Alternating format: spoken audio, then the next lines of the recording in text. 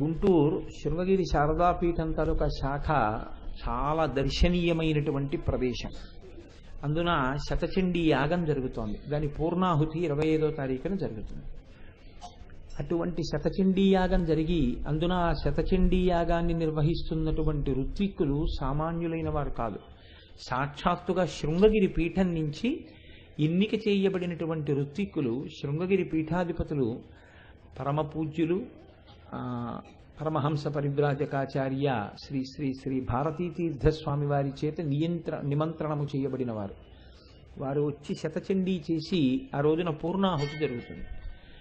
ఆ రోజు పూర్ణాహుతి అయిన తర్వాత పూర్ణాహుతి జరిగిన రోజు ప్రసాదం తిన్నా కూడా అమ్మవారి అనుగ్రహం కలుగుతుంది. ప్రసాదము అంటే అనుగ్రహం.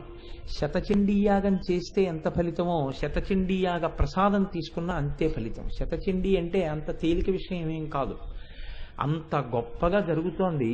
దానికి పూర్ణాహుతి చేయడానికి రావలసిందిగా వీడు పాపాత్ముడై భ్రష్టుడై ఎక్కడో తిరుగుతున్నాడు, వీడిని పిలిస్తే వీడి జీవితానికి సార్థకత కలుగుతుంది అని తల్లి నన్ను హరిప్రసాద్ గారి ద్వారా ఆజ్ఞాపించింది. నేను కూడా 25వ తారీఖు తెల్లవారుజామున బయలుదేరి గుంటూరు వెళ్ళి పూర్ణాహుతి చేసి సాయంకాలం ప్రసంగానికి వచ్చేస్తాను. మళ్ళీ మీరు కూడా 24వ తారీఖు సాయంకాలం దేవాలయంలో ఇక్కడే పలహారాలు ఏర్పాటు చేయబడతాయి. ప్రవచనం తర్వాత ఇక్కడే పలహారం చేసి మీరు చక్కగా బస్సు ఎక్కినట్టయితే తెల్లవారేటప్పటికీ శారదాపీఠాన్ని చేరుకుంటారు. అక్కడ వసతి, స్నానానికి అన్నింటికి మన కాకినాడ వారికి ప్రత్యేకంగా ఏర్పాట్లు చేయబడతాయి. మీరు స్నానం అవి చేసుకుని పీఠం అవి చూసి కాకినాడ నుంచి వచ్చేటటువంటి వారికి పూజ చేసుకోవడానికి కూడా ప్రత్యేక ఏర్పాట్లు చేస్తున్నారు. పూజ చేసుకుని అమ్మవారి దర్శనం చేసుకుని, చాలా దేవాలయాలు ఉన్నాయి లోపల, చక్కగా అవన్నీ దర్శనం చేసుకుని మీరు ఆ ప్రసాదం తీసుకున్న తర్వాత నేను బయలుదేరిపోతాను, మీరు బయలుదేరచ్చు. సాయంకాలానికి మనం ప్రవచనం వేళటికి మళ్ళీ తిరిగి వచ్చేస్తాం.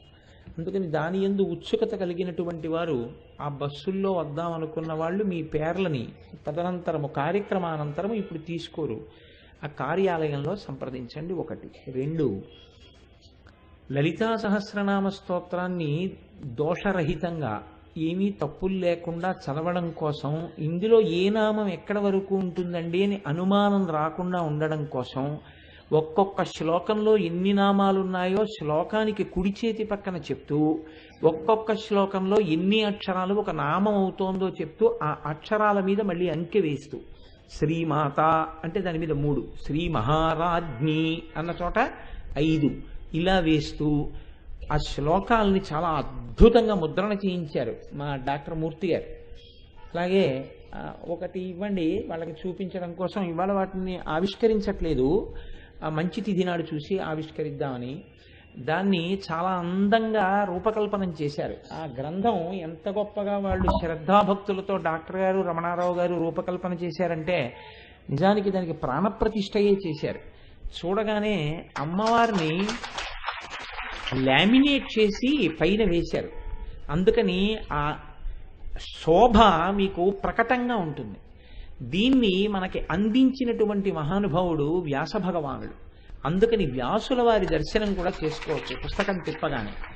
మళ్ళీ ఇక్కడ రాజరాజేశ్వరి అమ్మవారి యొక్క మూర్తి ఉంటుంది. మీరు శ్లోకం చదువుకునేటప్పుడు ఇలా చూస్తే ప్రతి శ్లోకంలో శ్రీమాత 3, శ్రీ మహారాజ్ఞి 5, శ్రీమత్ సింహాసనేశ్వరి 8, చిదగ్నికుండ సంభూత 8, దేవకార్య సముజ్జత 8. ఇందులో ఉన్నవి 1 నుంచి 5 నామాలు. ఇది మొదటి శ్లోకం. ఇలా చూపిస్తూ ఎక్కడా ఇంకా తప్పు చదవవలసిన అవసరం లేకుండా 1కి 10 మార్లు వాళ్ళిద్దరూ జాగ్రత్తగా పరిశీలనం చేసి, మళ్ళీ ఇందులో ఏదైనా ముఖ్యమైన విషయం దీన్ని చదువుతున్నప్పుడు, నేర్పుతున్నప్పుడు ఇది మనం ఇక్కడ పక్కన రాసుకుంటే గుర్తుంటుంది అనుకున్నది మీరు రాసుకోవడానికి వివరణ అని కొన్ని కాగితాలు ఉంచారు. వంకర టింకర్లు రాయకుండా గీతలు గీసి ఉంచారు. అలాగే ఇది మీకు కటాక్షింపబడిన పరమ పవిత్ర ప్రదేశమైన అయ్యప్ప స్వామి దేవస్థానాన్ని గుర్తుగా ముద్రణ వేశారు. ఆ తర్వాత ఏదో మీరు గుర్తు పెట్టుకుంటారని వాళ్ళకి బహుశా ఈయన ఎందుకు కొంత ప్రీతి ఉందిలా ఉంది వీడి బొమ్మ కూడా వేశారు. అంటే ఎప్పుడైనా ఒక పెద్ద ఇల్లు కట్టారనుకోండి, పెద్ద సౌధం కడితే ఏం చేస్తారంటే కనురాపు అని ఉంటుంది, దృష్టితీత కొరకు ఒక గుమ్మడికాయ కడతారు. అటువంటిదని మీరు అనుకుంటే నాకేమీ అభ్యంతరం లేదు. కనుక దీన్ని మీకు వచ్చే శనివారం నాడు అనగా సెకండ్ సాటర్డే నాడు అందరికీ సౌలభ్యమైనటువంటి సమయం కనుక శనివారం నాడు తెల్లవారుజాము ముహూర్తం చాలా గొప్పది, అందరికీ పనికొచ్చే ముహూర్తం, ఎవరి నక్షత్రానికి దానికి ఇబ్బంది ఉండదు. అందుకే ఈ పుస్తకాలన్నిటినీ శనివారం నాడు అమ్మవారి పాదాల దగ్గర, అయ్యప్ప స్వామి పాదాల దగ్గర, కృష్ణ భగవానుడి పాదాల దగ్గర పెట్టి ప్రత్యేకమైన పూజ చేసి ఈ పుస్తకాలని శనివారం నాడు మీకు ఉదయం వేళలో బహూకరిస్తారు. జ్ఞాపకం పెట్టుకోండి, శనివారం ఉదయం 9 గంటలకి నేను ఈ ప్రాంగణానికి వస్తాను. ఈ లోపల కూర్చోపెట్టి లలితా సహస్రనామ స్తోత్రం తప్పులు లేకుండా చదవవలసినటువంటి విధానం గురించి మీకు అందులో కొన్ని ప్రత్యేక సూచనలతో వివరణ చేస్తాను. నేను సాధ్యమైనంత వరకు ఈ విషయంలో తగినంత నైపుణ్యం సాధించిన వాళ్ళైతే తప్ప ఎదర ఒక గొప్ప కార్యక్రమానికి రూపకల్పన జరుగుతోంది. నాకు తెలిసి అసలు ఉత్తర కోస్తా జిల్లాల్లో ఎప్పుడు అటువంటి కార్యక్రమం జరగలేదు. అటువంటి కార్యక్రమం ఒకటి జరగబోతోంది. ఆ కార్యక్రమంలో ఈ పుస్తకాలు ఎవరు పుచ్చుకుని ఉన్నారో వాళ్ళకి వెంటనే అనుమతి ఇచ్చేస్తాం. ఎందుకని అంటే వాళ్ళు నేర్చుకున్నారు అని గుర్తు మాకు. అందుకని తప్ప ఎవరిని ఇబ్బంది పెట్టడం నా ఉద్దేశ్యం కాదు. కానీ ఒక్కటి గుర్తుపెట్టుకోండి, విశాల హృదయంతో శనివారం నాడు ఈ పుస్తకం పుచ్చుకోవడానికి కానీ, ఈ పుస్తకంలో శ్లోకాల్ని నేర్చుకోవడానికి కానీ పురుషులు కూడా అధికారులే. కానీ నేర్చుకునే సమయంలో మాత్రం ఎవ్వరికీ పైన ఉత్తరీయం తప్ప బనీను కానీ చొక్కా కానీ వేసుకుంటే మాత్రం ఆ రోజున వాళ్ళు నా కంఠంతో కలిపి నేను చెప్తుండగా నేర్చుకోవడానికి అనర్హులు. బొట్టు పెట్టుకుని ఉండాలి, ఒంటి మీద చొక్కా బనీన్ లేకుండా ఉత్తరీయం మాత్రమే వేసుకుని ఉండాలి. ఎందుచేతనంటే అగస్త్యుడంతటి మహర్షికి హయగ్రీవుడు ఉపదేశం చేసినటువంటి నామస్తోత్రం అది. కాబట్టి అంత గౌరవంతో అంత పవిత్రతతో మీరు పుచ్చుకుందరు. కానీ ఆ రోజున పురుషులకు కూడా ఈ పుస్తకాలు బహూకరింపబడతాయి, అలాగే ఆడవారికి కూడా బహూకరింపబడతాయి. కానీ ఆడవారు మాత్రం కొంచెం విశాల హృదయంతో అర్థం చేసుకోండి. దేవాలయాల్లోకి ప్రవేశించి భగవన్నామాన్ని చదవడానికి అలా ఒక ఉపనిషత్ సంబంధంగా ఒక మంత్ర సంబంధంగా ఉన్నది అన్న విషయానికి కావలసినటువంటి యోగ్యతతో మనం ఉన్నాము అన్న విషయంలో అనుమానం ఉంటే రావద్దు. ఇంతకన్నా స్పష్టంగా నేను చెప్పలేను, అర్థమైందని అనుకుంటున్నాను. అందుకని అటువంటి యోగ్యతా సిద్ధిని ఉన్నవారు, అలా ఉన్నవారు మాత్రమే ఆడవారు రండి. మగవారికి నియమం ఉండదు, ఉత్తరీయం వేసుకుంటే చాలు. వస్తే ఆ రోజున మీ అందరికీ పుస్తకాలు బహూకరించి లలితా సహస్రనామ స్తోత్రాన్ని ఎంత చక్కగా చదవచ్చో మీకు నేర్పుతాను. ఆ రోజు నుంచి వీలైతే ప్రతి ఆదివారం నాడు ఉదయము నైమిత్తిక తిథులలోనూ ఉదయం వేళ ఇక్కడ మనం పారాయణ చేయడం మొదలు పెడదాం. ఇలా చెయ్యడం వల్ల మీరు ఎంత గొప్ప కార్యంలో భాగస్వాములు కాగలుగుతారో మీకే అర్థమవుతుంది. అందులో ఆడవారికే కాదు, ఈ పుస్తకాలున్న మగవారికి కూడా ఆ రోజున జరగబోయే విశేష కార్యక్రమంలో ఈ పుస్తకం ఉన్నంత మాత్రం చేత వాళ్ళకి స్పెషల్ టోకెన్స్ ఇస్తారు, వాళ్ళ ఆ ప్రోగ్రాంలో పార్టిసిపేట్ చేయొచ్చు. కాబట్టి దీన్ని చాలా భద్రంగా జీవితాంతం దాచుకోండి. కాబట్టి వచ్చే శనివారం నాడు ఉదయం 9 గంటలకి ఈ భాగ్యాన్ని వినియోగించుకునే ప్రయత్నం చేయవలసిందిగా మనవి. డాక్టర్ గారు తీసుకోండి.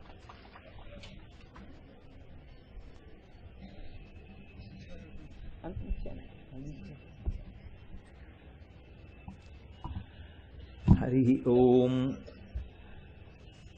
ఇవాళ మనం నవవిద్రుమ బింబ శ్రీన్యక్కారి రదనచ్చద, ఇది కూడా 16 అక్షరాల నామం, మధ్యలో ఎక్కడ విరవకూడదు దాన్ని. ఈ నామాల వైశిష్ట్యం ఏమిటో, నామాలు అసలు ఎలా పలకాలో, ఎక్కడ విరవకూడదో, ఎక్కడ పూర్తిగా చదవాలో, ఇవన్నీ మీకు నామాలు చదువుతున్నప్పుడు అప్పుడు నేను నేర్పుతాను. నవవిద్రుమ బింబ శ్రీన్యక్కారి రదనచ్చద అని పిలుస్తున్నారు వసిన్యాది దేవతలు. అమ్మవారి యొక్క పెదవులను స్తోత్రం చేస్తున్నారు. అసలు శాస్త్రంలో ఏమిటి అంటే ఆడదాని పెదవుల గురించి మాటలే మాట్లాడకూడదు. కానీ మనం మాట్లాడుతున్నది ఎప్పుడు జ్ఞాపకం పెట్టుకోండి, ఒక ఆడదాని పెదవుల గురించి మనం మాట్లాడటలేదు. మనం మన అమ్మ పెదవుల గురించి మాట్లాడుతున్నాం. బిడ్డలుగా అమ్మ పెదవుల గురించి మాట్లాడడం, అమ్మ పెదవులను మనసులో భావన చేయడం, ధ్యానం చేయడం, అది ఉన్నతికి హేతు అవుతుంది తప్ప ఎట్టి పరిస్థితుల్లోనూ దానివల్ల ఏ ఉపద్రవం కానీ ఏ ఇబ్బంది కానీ ఉండదు. కాబట్టి ఇందులో పోలిక పోల్చినప్పుడు ఏమంటున్నారంటే నవవిద్రుమ బింబ శ్రీన్యకారి రదనచ్చద. శ్రీ అంటే ప్రకాశం. శ్రీ అన్న దాంట్లోనే ఒక రహస్యం కూడా దాచారు. శ్రీ అంటే సమస్త శోభలకు సమస్త మంగళములకు ఏది హేతువో దాన్ని శ్రీ అని పిలుస్తారు. శ్రీకారం పడింది అంటే గుర్తేమిటంటే సమస్త శోభనములకు సమస్త మంగళములకు అది ఆలవాలము అని గుర్తు. ఇప్పుడు కేవలము కాంతి కాదు, అది సమస్త మంగళములకు గుర్తయ్యున్నది. ఆ పెదవుల యొక్క కాంతి ఎలా ఉంది అంటే నవవిద్రుమ బింబ. నవవిద్రుమ బింబ. నవవిద్రుమము అంటే విద్రుమము అంటే పగడం. పగడాన్ని అది మామూలుగా మసకబారిపోయినా లేకపోతే సాన పట్టకపోయినా దానిలో ఉండేటటువంటి ఎరుపు శోభించదు. ఆ ఎరుపుతనం లోపల నుంచి పైకి వ్యక్తమై ప్రకాశవంతమై శోభాయమానమై ఉండాలి అంటే దాన్ని సానపడతారు. సానపట్టినటువంటి కొత్త పగడం ఎంత కాంతితో ఉంటుందో అంత కాంతి కలిగినది. ఏది? ఒక్క పెదవి గురించి చెప్పట్లేదు. ఒక్క పెదవి అని ఎందుకంటున్నానంటే ఒక్క కింది పెదవి గురించి మాట్లాడితే అధరము అంటారు. రెండు పెదవుల గురించి మాట్లాడుతున్నారు అని మీకు ఎలా అర్థమవుతోంది? అందుకే దానికి ఒక సూచన వేశారు, జ్ఞాపకం పెట్టుకో అని. అలాగే బింబ అంటే దొండపండు. ఇప్పుడు ఈ రెండిటితోటి పోలిక పెట్టారు. అమ్మవారి పెదవులు నవవిద్రుమ పగడము చేత, బింబ దొండపండు చేత శ్రీ కాంతిని, నవవిద్రుమ బింబ శ్రీన్యక్కారి అంటే తొలగతోయగలిగిన, ఓడించగలిగిన రదనచ్చద. రదనచ్చద అంటే సంస్కృతంలో తెర అని అర్థం. లోపలి వస్తువు కనపడకుండా పైన పట్టినటువంటి తెరకి రదనచ్చద అంటారు. ఇప్పుడు అమ్మవారి యొక్క పెదవులు, ఆ పెదవులు రెండూ కలిసి రదనచ్చద తెర అయినవి. ఎందుచేత అంటే తెరయ విడిందనుకోండి లోపల ఉన్నటువంటివి కనపడతాయి. తెర వేసేసారనుకోండి లోపల ఉన్నవి కనపడవు కదండి. అంతే తెర అంటే. మీరు ఈ మాట ఎందుకు అన్నారు అన్నది చాలా జాగ్రత్తగా పట్టుకోవాల్సి ఉంటుంది. అది అంత తేలికగా దొరికిపోయే విషయం ఏం కాదు. అమ్మవారి నామములు ఏదైనా స్ఫురణలో జాగ్రత్తగా నిలబడితే ఉత్తర క్షణంలో సద్య ఫలితాన్ని ఇస్తాయి. అసలు అమ్మవారే పెద్ద తెర. మీరు జాగ్రత్తగా భావన చేస్తే నేను సరే ఆ విషయానికి వస్తాను మీ దగ్గరికి. నవవిద్రుమ బింబశ్రీ, నవవిద్రుమంతో పోలుస్తున్నారు. కొత్త పగడపు కాంతి ఎలా ఉంటుందో అటువంటి కాంతి కలిగినది. బింబఫలము అంటే దొండపండు. దొండపండు యొక్క కాంతి ఎలా ఉంటుందో అటువంటి కాంతి కలిగినవి. ఆ రెండు పెదవులు రదనచ్చదా తెరయై ఏం చేస్తున్నాయి? వేటితో పోల్చామో ఆ పోల్చబడిన వాటి యొక్క కాంతిని తిరస్కరిస్తున్నాయి.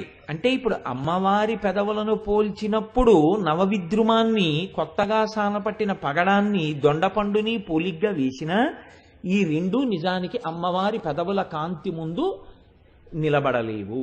ఇక్కడ మీరు ఒక విషయాన్ని కొంచెం ఆలోచించవలసి ఉంటుంది. సహజముగా పెదవులు ఎరుపుతనాన్ని పొంది ఉంటాయి. ఈ శరీరంలో మిగిలిన అవయవములు ఎలా ఉండనివ్వండి, నల్లటి వాళ్ళకి కూడా పెదవులు మాత్రం ఎర్రగానే ఉంటాయి.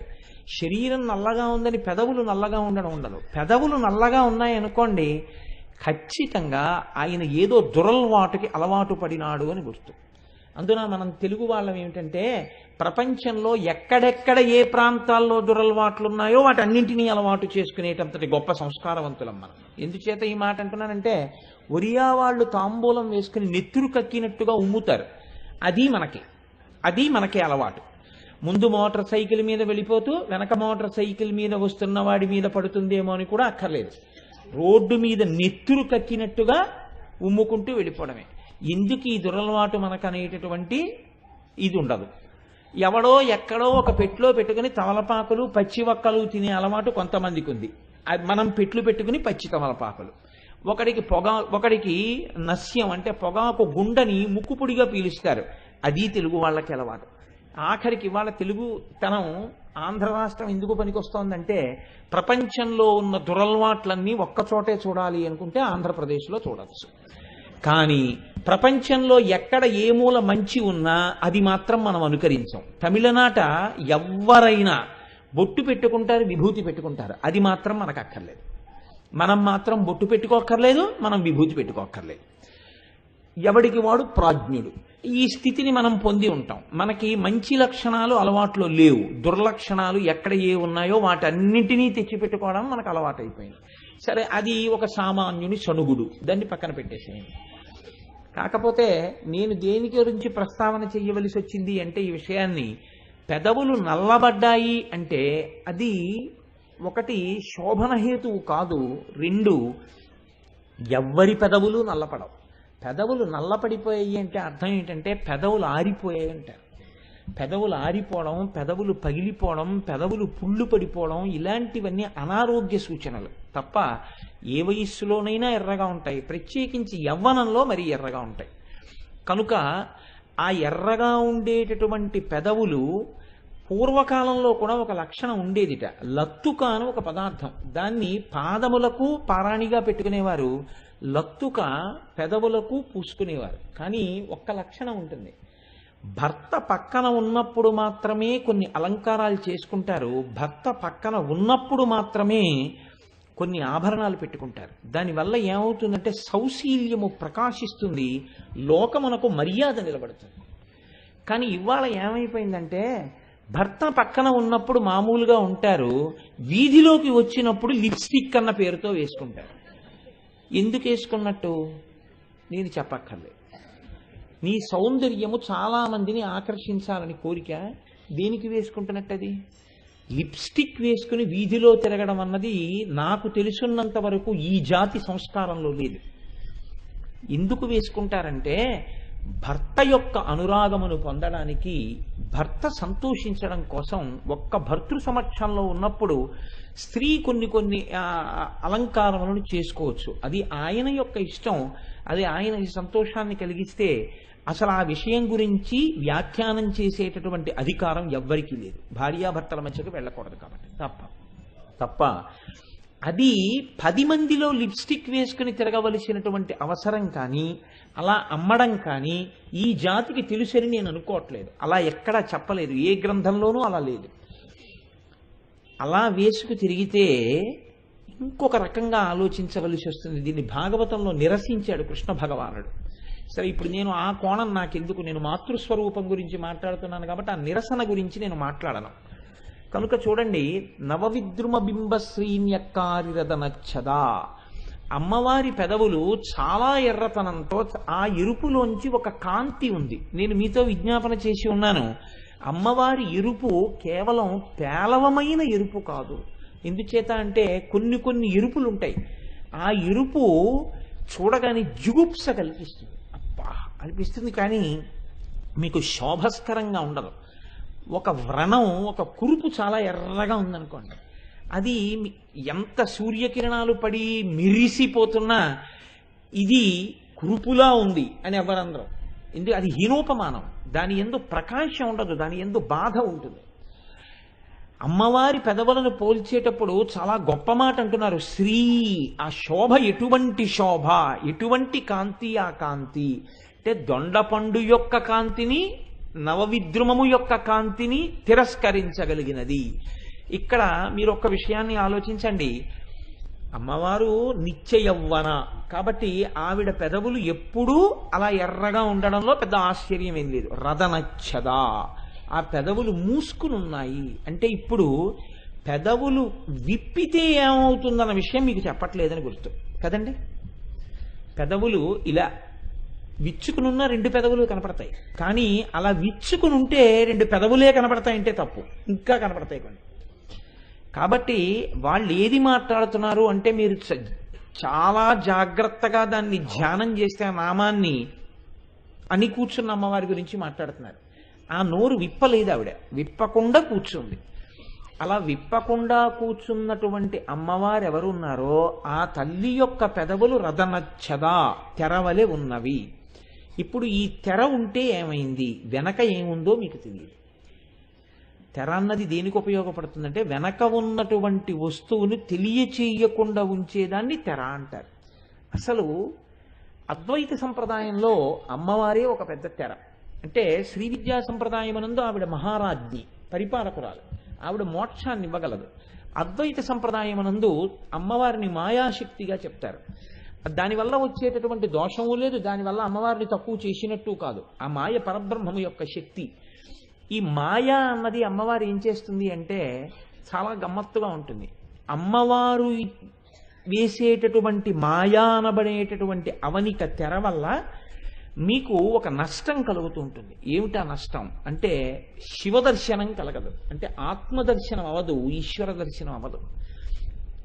ఎప్పుడూ బహిర్ముఖంగా తిరుగుతూ ఉంటాడు, ఎప్పుడు ఇంద్రియముల చేత సుఖములను అనుభవిస్తూ ఉంటాడు. అందుకే అమ్మవారి యొక్క మూర్తి చాలా గమ్మత్తయింది. ఎందుకో తెలుసా అండి? సింధూరారుణ విగ్రహం త్రినయనాం మాణిక్య మౌళి స్ఫురత్ తారానాయక శేఖరాం స్మితముఖీం ఆపీనవక్షోరుహాం. ఇవి ఆవిడ మహారాజ్ఞీతత్వాన్ని, ఆవిడ యొక్క అమ్మతనాన్ని చెప్తాయి. ఇది తారానాయక శేఖరాం స్మితముఖీం ఆపీనవక్షోరుహాం వరకు.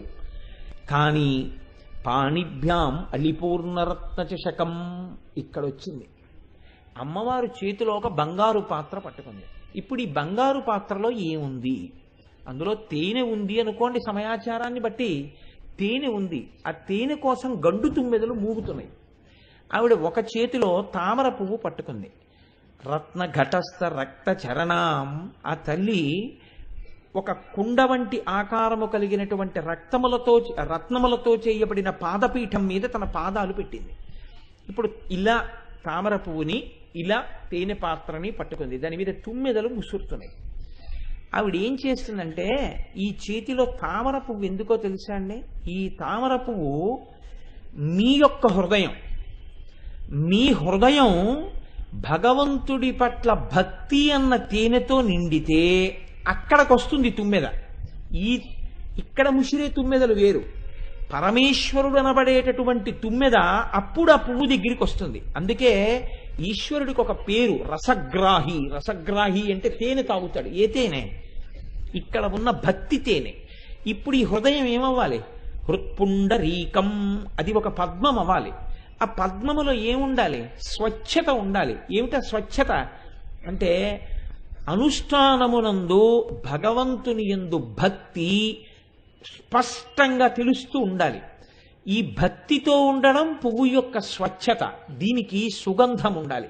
ఈ సుగంధము ఒక్క పూజామందిరంలో ఈశ్వరుణ్ణి చూడడం కాదు, అంతటా భగవద్ దర్శనం కోసం వెంపర్లాట ఉండాలి. ఈ రెండు ఎక్కడ ఉంటాయో అక్కడికి ఆయనే వస్తాడు, సారగ్రాహి. వచ్చి ఏం చేస్తాడు? ఆయన ఈ తేనె తాగుతాడు. అందుకే శంకరులు అంటారు, భృంగీచ్ఛా నటనోత్కట కరిమదగ్రాహీ స్ఫురన్మాధవా హ్లాదో నాదయుతో మహాసితవపు పంచేషు నాచాధృత సత్పక్ష సుమనోవనేషు నపున సాక్షాన్ మదీయే మనోరాజీవే భ్రమరాధిపో విహరతాం శ్రీశైలవాసీ విభు అంటారు. మనోరాజీవే భ్రమరాధిపో విహరతాం. మనోరాజీవము అంటే మనస్సనబడేటటువంటి తామర పువ్వు మీద విహరించేటటువంటి గండు తుమ్మెద అన్నారు. భ్రమరాంబ అమ్మవారు. భ్రమరాంబకి మొగుడు భ్రమరాధిపతి గండు తుమ్మెద, మగ తుమ్మెద అవ్వాలి.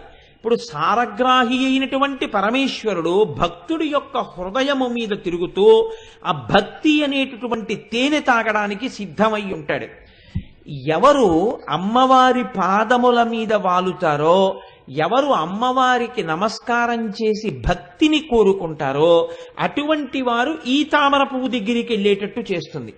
ఈ తామర పువ్వుతో మీ మనస్సుని ఈశ్వరుడు వాలవలసినటువంటి పద్మంగా మారుస్తుంది.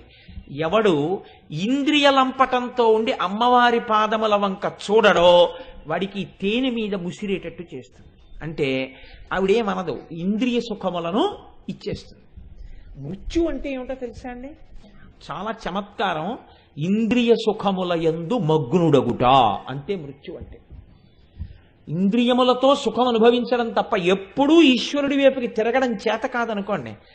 భగవంతుడి నామం చెప్పడంలో, భగవత్ పూజ చేయడంలో, భగవత్ కథ వినడంలో జీవితం మొత్తం మీద ఒక్కసారి ఈ కన్నులు చెమర్చలేదనుకోండి, ఆ బతుకు కాదు. ఎందుకు చెమర్చవో తెలుసా అండి? ఆర్ద్రత లేదనమాట.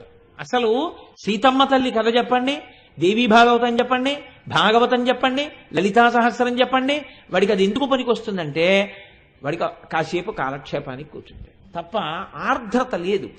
ఆ మనస్సు కదలదు, ఆ మనస్సు సంతోషాన్ని పొందదు.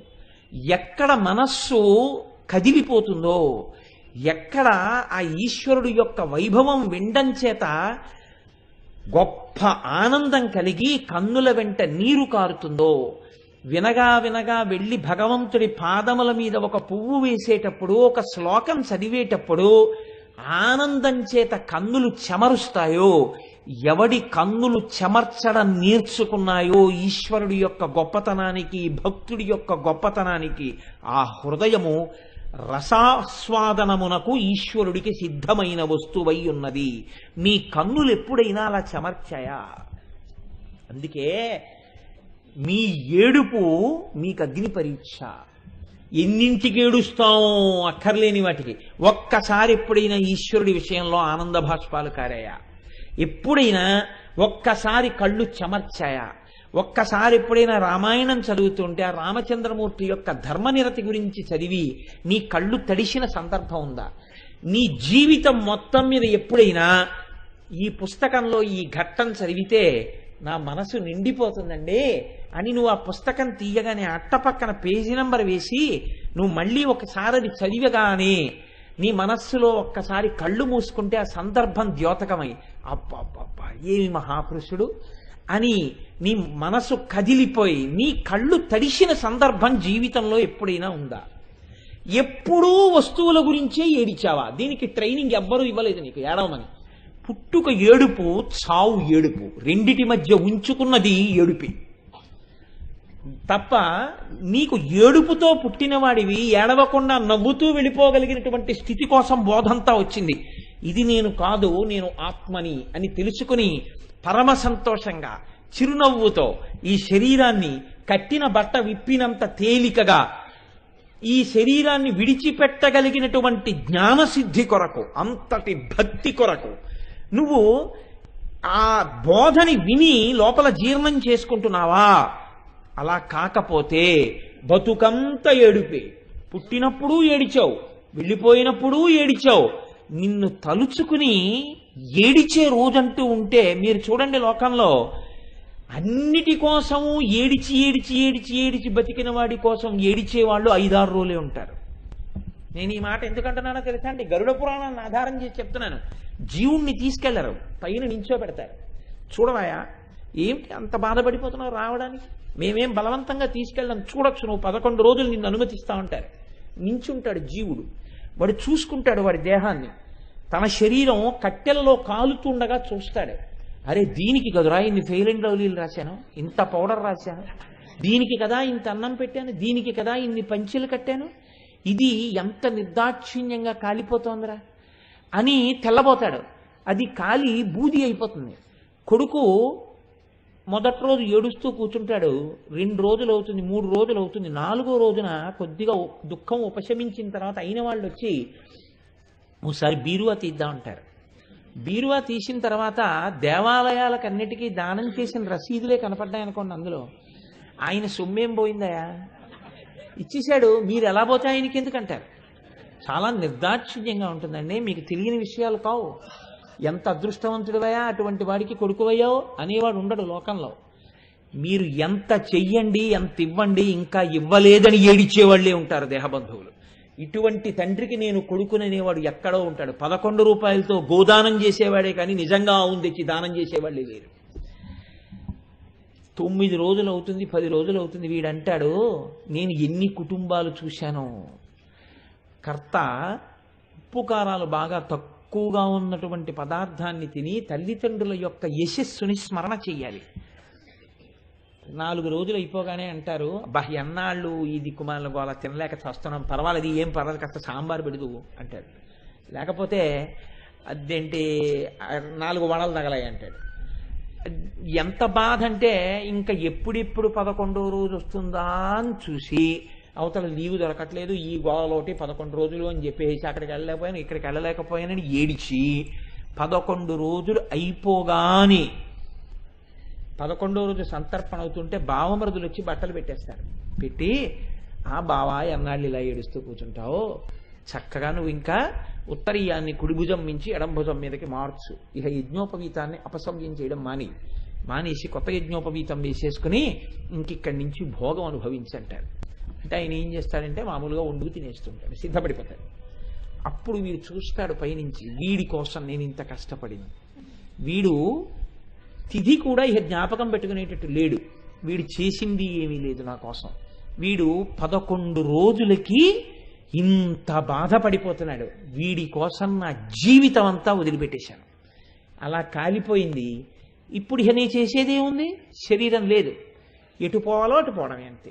కాబట్టి ఇప్పుడు వాళ్ళతో అంటాడు పదండి వచ్చేస్తున్నానంటే, ఇంకెందుకు నమ్ముకుని అక్కడ ఏం చేస్తాను, వాడు సినిమాకి వెళ్ళిపోతాడు, షికారుకి వెళ్ళిపోతాడు, ఇంకెందుకు అక్కడ, ఇప్పుడు పోతానంటాడు. ఇది లోకానికి ఉండేటటువంటి లక్షణం.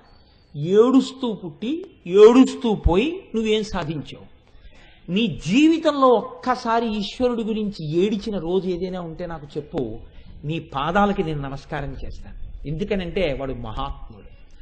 భగవంతుడు గుండెల్లో కదలడం వల్ల ఈశ్వర ప్రసాదాన్ని చేతిలో పట్టుకున్నప్పుడు, ఒక క్షేత్రం జ్ఞాపకానికి వచ్చినప్పుడు, ఒక మహాపురుషుడు స్మృతిలో కదిలినప్పుడు, అబ్బా ఏమి జీవితాలు అనిపించి గుండెలు కదిలిపోయి 4 మాటలు చెప్పలేక నీ కళ్ళు తడి పొందితే అప్పుడు చెప్పు, నీ పాదాలకి నా శిరస్సు పాటించి నమస్కరిస్తాను. ఇన్నింటికో ఏడిచావు ఈశ్వరుడి గురించి ఒక్కరోజు అంతర్విచారణ చేసుకుంటే నిజమే. నేను ఒక చంద్రశేఖర పరమాచార్య స్వామి వారి గురించి ఏడ్చిన రోజు లేదు నా జీవితంలో, భగవాన్ రమణుల గురించి నేను ఏడిచిన రోజు లేదు నా జీవితంలో, ఒక చంద్రశేఖర భారతీ స్వామి వారి గురించి నా కన్నులు తడి అయిన సందర్భం లేదు నా జీవితంలో. నేను ఈశ్వర పూజ చేసి కోరికలు అడిగిందే కానీ ఈశ్వరుడి పట్ల కృతజ్ఞతతో నా కన్నులు నిండిపోయిన రోజు లేదు నా జీవితంలో. ఇంత ముసలివాడైపోయి మనవడు పంచె పట్టుకొస్తే పొంగిపోయి కళ్ళు తుడుచుకుంటాడండి తాతగారు. ఇన్నిచ్చిన ఈశ్వరుడికి మర్యాదతో కళ్ళు తుడుచుకున్న తాతనొకడిని నాకు చూపించండి అంటే, నేను ఈ మాట ఎందుకంటున్నానంటే, నన్ను దృష్టిలో పెట్టుకుని మీ కళ్ళు ప్రతి క్షణం చవరించే కళ్ళు, మీరు ప్రాజ్ఞులు మహాభక్తులు, మిమ్మల్ని ఉద్దేశించి కాదు నేను అంటున్నది. కనుక దీన్ని కన్నులు చెమర్చగలిగినటువంటి లక్షణం ఏదైనా ఉంటే అది ఆర్ద్రత, అది భక్తి, అది తేనెతో నిండినటువంటి మనస్సు. ఇప్పుడు అక్కడికి ఎవరు వస్తారంటే రసగ్రాహి అయిన ఈశ్వరుడు వస్తాడు. వచ్చి ఆ తేనె తాగుతాడు, ఆ పువ్వులో పడుకుంటాడు ఆయన. ఆ హృదయం సామాన్యమైంది కాదు, అది నడిచే దేవాలయం. ఆ శరీరం అది నిరంతర పూజా మందిరం. అక్కడ ఊపిరి యందు ఈశ్వరోపాసనం జరుగుతూ ఉంటుంది. కాబట్టి నేను ఈ మాట ఎందుకన్నాను మీతో అంటే, అలిపూర్ణరత్న చషకం రక్తోత్పలం బిభ్రతీం, ఇటు రక్తోత్పలం పట్టుకుంది, ఇటు అలిపూర్ణరత్న చషకం, ఇటు తేనె పాత్ర పట్టుకుంది. ఇలా ఏడిచేవాడు ఎవడైనా ఉన్నాడా చూస్తుంది. అమ్మ అంటే ఇంతే, మీ ఏడుపుని బట్టి మీకు ఇవ్వగలిగినది. ఏడిస్తే చులకన చేస్తారు మిగిలిన వాళ్ళు, ఆయన పాపం కళ్ళమ్మని నీళ్లు పెట్టుకున్నారండి అని 10 మంది చెప్పుకుంటారు. కళ్ళమ్మని నీళ్లు పెట్టుకున్నాడు అని అనకుండా, కళ్ళ నీళ్లు పెట్టుకున్నప్పుడల్లా మీ కోరిక తీర్చింది లోకంలో ఎవరైనా ఉంటే అమ్మొక్కతే. చిన్నప్పుడు వీడు ఏడిచాడండి అని ఎవరికీ చెప్పదు, వాడు ఏడవగానే నేను వాడికి పాలు ఇవ్వలేకపోయానని ఏడుస్తుందమ్మ. మీరు చూడండి కావాలంటే, పిల్లాడు చాలాసేపు గుక్క పట్టి ఏడిచి ఏడిచి ఏడుస్తుంటే అమ్మ ఎక్కడో పొరుగింటమ్మతో కబుర్లు చెప్తోంది అనుకోండి, పొరుగింటమ్మతో కబుర్లు చెప్పి చెప్పి చెప్పి చెప్పి లోపలికి వచ్చి చూసేటప్పటికి పిల్లవాడిని గండు చీమ ఏదో పట్టుకుని కరిచేస్తుంటే వాడు చిన్ని చేతులతో తీసుకోలేక దద్దురిక్కిపోయి ఏడుస్తుంటే లోపలికొచ్చి చూసి ఎర్రపడిపోయిన కళ్ళతో వాడు వెక్కి వెక్కి ఏడిస్తే అమ్మ వచ్చి ఆ చీమను తీసేసి దద్దురిక్కిన చోటు చూడగానే అమ్మ ఏడుస్తుంది. ఎందుకో తెలుసా అండి, వీడు ఏడిచాడని వీధిలో వాళ్ళకి చెప్పదు, వీడి ఇంత ఏడ్చే వరకు నేను ఆదమరిచి ఉన్నానని ఏడుస్తుంది. అది అమ్మతనం రా. కూర్చున్నది అమ్మ, నువ్వు ఏడవగలవా ఈశ్వరుడి గురించి ఒక్కసారి? నాకు భగవంతుడు కావాలని నువ్వు ఒక్కసారి నీ హృదయము ద్రవించగలదా? ద్రవించగలిగితే చెప్పు, తెరెత్తేసి శివుడిలో కలపడానికి సిద్ధంగా ఉంది ఆవిడ. మాయని పైకెత్తేస్తుంది. ఇంకా నిన్ను ఇంద్రియములతో తిరగవలసిన అవసరం లేకుండా అంతటా ఈశ్వరుణ్ణి చూపిస్తుంది. అప్పుడు నీవు తినడంలో, నీవు అలంకరించుకోవడంలో, నీవు బాగుపడడంలో నీకు తృప్తి లేదు. 10 మంది తినడంలో 10 మంది సంతోషంగా ఉండడంలో నీకు సంతోషం ఉంటుంది, అంతే తేడా. కాళీ కాళీ కాళీ అని బతికున్న నాళ్లు పొంగిపోయారు రామకృష్ణ పరమహంస, పరమ అద్వైతమును అనుభవించారు. ఏమి తేడా వచ్చింది ఆయనకి చూడండి. రామకృష్ణ పరమహంసకి కంఠంలో పుట్టిందండి రాచపుండు. మహానుభావుడికి ఆయన సమాధి అంటే అసాధారణ సమాధి పరమహంసది. ఆయన ఇలా కూర్చుని ఉండేవారు, ఎవరో వచ్చి భగవంతుడి గురించి మాట్లాడుతుండేవారు. ఆయన లేచి పారవశ్యంతో నాట్యం చేసేస్తుండేవారు. నా దగ్గర ఇంట్లో ఫొటోస్ కూడా ఉన్నాయి. అవి చూసినప్పుడు నాకు ఎంత ఆశ్చర్యంగా ఉంటుందో, ఓ ఏమి స్థితయా మహానుభావ అని. ఆ పంచ పైకి కట్టుకుని మోకాళ్ళ మీదకి 2 కాళ్ళు ఎత్తి ఇలా అరమోట్పు కన్నులతో ఆయన పొంగిపోతున్న దృశ్యం ఎంత ఆశ్చర్యంగా ఉందో. అలాగే సమాధిలోకి వెళ్ళిపోయారు. చంద్రశేఖర పరమాచార్య సౌందర్యలహరిలో ఒక శ్లోకం చెప్తూ చెప్తూ సమాధిలోకి జారిపోయేవారు. జారిపోయి మళ్ళీ బహిర్ముఖులవుతుండేవారు. అయి మళ్ళీ 4 మాటలు చెప్తుండేవారు. వెంట వెంటనే నిద్రలోకి జారిపోయినట్టు సమాధిలోకి వెళ్ళిపోతుండేవారు. కాబట్టి మహాపురుషులైనటువంటి వారు అటువంటి ఆనందావస్థను పొందుతుంటారు. ఇందులో మీరు చూడండి, రామకృష్ణ పరమహంసకి కంఠంలో రాచపుండు పుడితే మాటలు కాదండి, మాట మాట్లాడడం కూడా కష్టం. మాట మాట్లాడితే రాచపుండు కదిలి నెత్తురు పెదవుల నుంచి కారేది.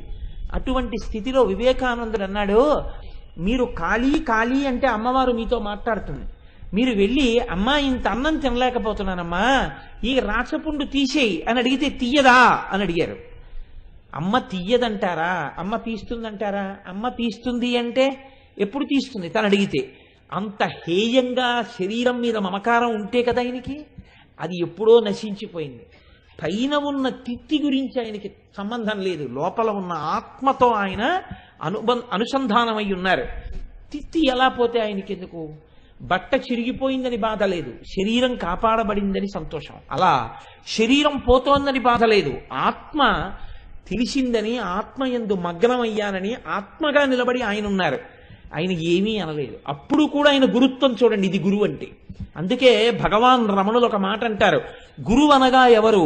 ఆత్మని అనుభవించినటువంటి గురువు ఎలా ఉంటాడు అంటే ఆయన అన్నారు, చెరుకు కర్రని కత్తితో నరికితే, కత్తిని నాలికతో నాకితే తీయగా ఉంటుంది. ఎవరు? నరికిన కత్తి. చెరుకు కర్రని మరలో పెట్టి తిప్పితే, మరని నాకితే మర తీయగా ఉంటుంది. చెరుకు కర్రని పళ్ళ మధ్య పెట్టి నవిలితే, నవిలిన పళ్ళు తీపెక్కుతాయి. పిప్పిపోయిన చెరుకు పక్కన పడిపోవచ్చేమో కానీ తీపినివ్వడం మాత్రం వదిలిపెట్టలేదు. అలాగే కష్టం వచ్చినా సుఖం వచ్చినా, పుండు పుట్టినా ఆరోగ్యంగా ఉన్నా, ఆ సుఖంగా ఉన్నా దుఃఖంగా ఉన్నా, ఈశ్వరుడి పాదములను లోపల స్మరించకుండా ఉండలేని వాడెవడున్నాడో వాడు గురువు, వాడు భక్తి తత్పరుడు, వాడు రసహృదయం ఉన్నవాడు. వాడు మాత్రమే తాను అనుభవించగలడు, వేరొకరికి బోధించగలడు. లేనివాడు తానే అనుభవించవని వాడు వేరొకరికి ఏం బోధ చేస్తాడు, ఎవరిని గట్టెక్కిస్తాడు? అందుకే రామకృష్ణ పరమహంసని, మీ కంఠంలో రాచపుండు పుట్టింది కదా, మీరు వెళ్ళి కాళికాదేవిని అడగకూడదా అని అడిగారు వివేకానందుడు. ఇప్పుడే వెళ్ళి అడిగొస్తానన్నారు. నిజంగా అడుగుతారా? లోపలికి వెళ్ళారు, అమ్మ ముందు నిలబడ్డారు. అమ్మ నవ్వింది, ఏమిలా వచ్చావని. ఏం లేదు, ఒకసారి నీ పాదదర్శనానికి వచ్చాను. ఆయనేం అడగలేదు, బయటికి వచ్చారు. వివేకానందుడు ఎదురు చూస్తున్నాడు. అడిగారా అన్నాడు. అడిగాను. ఏమందమ్మా? ఇన్ని కంఠాలతో తింటున్నది నువ్వు కాదా అని అడిగింది అన్నారు. అప్పుడు కూడా రమణులు చెప్పింది, మహానుభావుడు ఎంత గొప్ప మాట చెప్పారండి. మరలో తిరుగుతున్న చెరుకు కర్రై తీపిని అందించింది. కంఠమునందు రాచపుండుండి మాట్లాడితే నెత్తురు పడే వ్యక్తి అప్పుడు కూడా శిష్యుణ్ణి ఉద్ధరించే మాటలే మాట్లాడారు. ఇన్ని కంఠములతో తింటున్నది నువ్వు కాదా? నేను తింటేనే తిన్నదా? ఎవరు తిన్నా ఆ లోపల ఉన్న ఈశ్వరుడు తింటున్నాడు. ఈ స్థాయికి వెళ్ళిపోయారు పరమహంస. అందుకే ఆయన్ని పరమహంస అన్నారు. అటువంటి వారు ఉంటారు, వారు సనాతన ధర్మములకు గొడుగు. ఆయన ఈ ధర్మాన్ని నిలబెట్టారు. అటువంటి మహాపురుషులు లేనినాడు, ధర్మము ఆచరణాత్మకం కానినాడు, అనుష్ఠాన పర్యంతంలోకి రానినాడు, ఎన్ని ప్రసంగాలు చేసినా, ఎన్ని మాటలు చెప్పినా అది శుష్క వేదాంతం అవుతుంది తప్ప తన అనుష్ఠానానికి తన ఆచరణకే పనికిరానిది ఇతరులకు చెప్పడానికి అధికారం ఏముంటుంది? అందుకనే ముందు తాను అనుభవించాలి, తాను అనుష్ఠించాలి, తాను ఆ సంతోషాన్ని పొందాలి. పొందితే తప్ప ఇతరులకి చెప్పడానికి తనకు అధికారాన్ని ఉండదు. అందుకే పరమహంస అంటారు, శిథిల దేవాలయమునందు శంఖమూదకు అన్నారు ఆయన. శిథిలమైపోయినటువంటి దేవాలయం, దాంట్లో పూజ లేదు, అక్కడికి వెళ్ళి శంఖం ఊదావు నువ్వు. ఊదితే ఆ శంఖనాదం విని గుళ్ళో పూజ అవుతోందని అందరూ వచ్చారు. నిన్ను చూసి గుళ్ళోకి వెళ్ళారు, అది అలాగే ఉంది బూజులు పట్టి. ధూర్తుడా, ఎంత పని చేశావురా, పూజ లేని గుడికి శంఖం ఊదావు, మేము ఏమిటి గుడికి పునఃప్రతిష్ఠ అయిందా అని వచ్చాం అని వెళ్ళిపోయారు. శంఖం ఊదిన వాడు నిందింపబడ్డాడు. నీది శిథిల దేవాలయం, నువ్వే దీన్ని బాగు చేసుకోలేదు, నీలో ఉన్న శివుడికే పూజ లేదు, నీలో ఉన్న పరమాత్మకి అభిషేకం లేదు, నీకే భక్తి లేదు, నీ హృదయమే రసగ్రాహిని పిలవలేదు, నువ్వు ఎవరి కోసం శంఖం ఊత్తావు? ముందు నీ ఇల్లు చక్కదిద్దు, నువ్వు అనుష్ఠించు, నువ్వు ప్రవర్తించు, నువ్వు ధర్మాన్ని పాటించు, ఆ తర్వాత 10 మందికి చెప్పు. అప్పుడు నువ్వు సరి అయిన దేవాలయ ముఖమంటపంలో నుంచి శంఖం ఊదిన వాడివవుతావు. కాబట్టి విన్నవాడికి ఎక్కువ మర్యాద, చెప్పేవాడికి ఎక్కువ మర్యాద దేనికి ఇస్తారు? ఆయన అనుష్ఠించి ఉన్నాడని మర్యాద. మీ అందరూ ఇంతమంది కింద కూర్చున్నారు, మీ అందరూ నాకన్నా అధికులే, మీరు ఎందుకు కింద కూర్చుని నాకు ఇంత వేదిక వేశారు అంటే మీకు ఒక నమ్మకం, నేను చెప్తున్నది నేను నమ్మానని, నేను లోపల చాలా సంతోషించి పొంగిపోతూ మీకు చెప్తున్నానని మీరు నమ్ముతున్నారు. మీరు నమ్మడానికి కనీసం అనుష్ఠించడం మాట దేవుడెరుగు. నాకు ఆ నమ్మకమే లేకుండా పుస్తకం పెట్టుకుని నేను చెప్తే, లోపల నమ్మకం లేని పలుకులు నేను నా పెదవుల మించి పలికితే ఎవరిని ఉద్ధరించడానికి ఆ పలుకులు? నాకన్నా డబ్బుల కోసం నటించినటువంటి నటుడు కొన్ని కోట్ల రెట్లు యోగ్యుడవుతాడు. అటువంటి నట సార్వభౌముల కన్నా నీ పెద్ద నట సార్వభౌముని అవుతానప్పుడు, అంత పెద్ద నటరత్నాల కన్నా నేను పెద్ద నటరత్ననవుతానప్పుడు, నట సామ్రాట్టుల కన్నా నేను నట సామ్రాట్టునవుతానప్పుడు, నువ్వు నటించిన నటన చేత పాడైపోతావు. ఎందుకు వచ్చింది? నువ్వు అనుష్ఠించు. నువ్వు ముందు ఇక్కడ విశ్వాసం పెట్టుకో, నువ్వు విశ్వసించి నమ్మి దృఢదీక్షతో అప్పుడు నువ్వు పలుకు. ఆ పలుకు ఇతరులను ఉద్ధరిస్తుంది అంటారు రామకృష్ణ పరమహంస. కాబట్టి చూడండి, నేను ఎందుకు ఈ మాట చెప్పవలసి వచ్చింది అంటే, ఎక్కడెక్కడ తెర ఎత్తబడినదో అక్కడక్కడ ఆర్తితో కూడిన ఏడుపు ఉన్నది.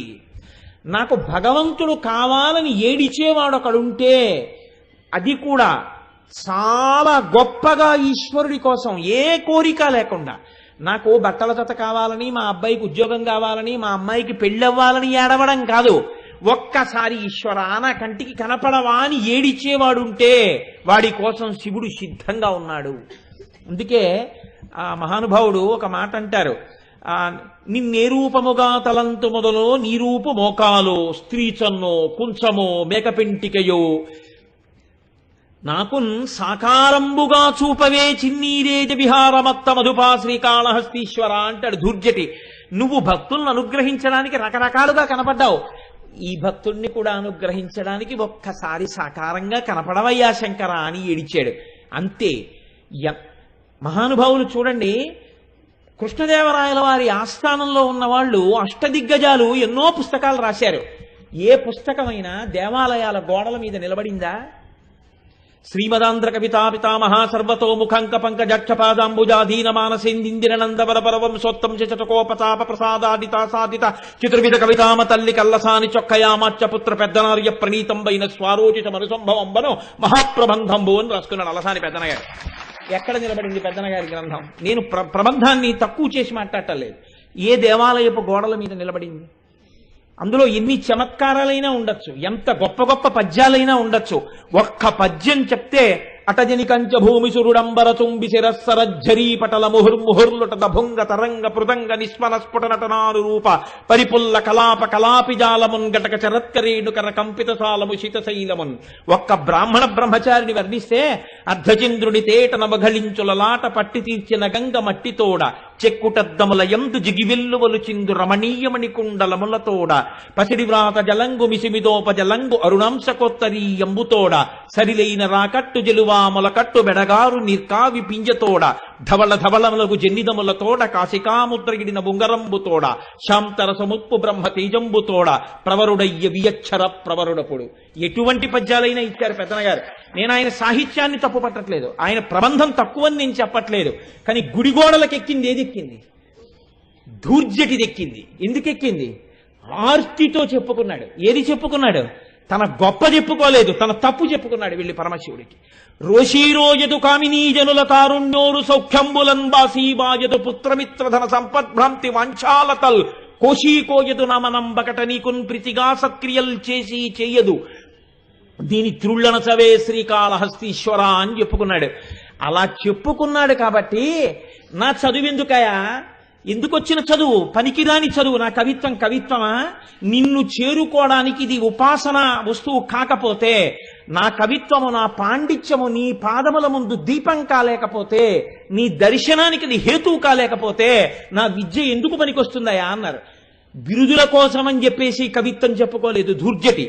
అందుకే మహానుభావుడు అంటాడు, ఏ వేదంబు పఠించలు తభుజగంబే శాస్త్రములు సూచతానే విద్యాభ్యాసమునత్య కరి చించే మంత్రమూహించే బోధావిర్భావ నిధానముల్ చదువులయ్యా కాదు మీ పాద సంసేవాసక్తియ కాక జంతు తతికిన్ శ్రీకాళహస్తీశ్వర అంటాడు.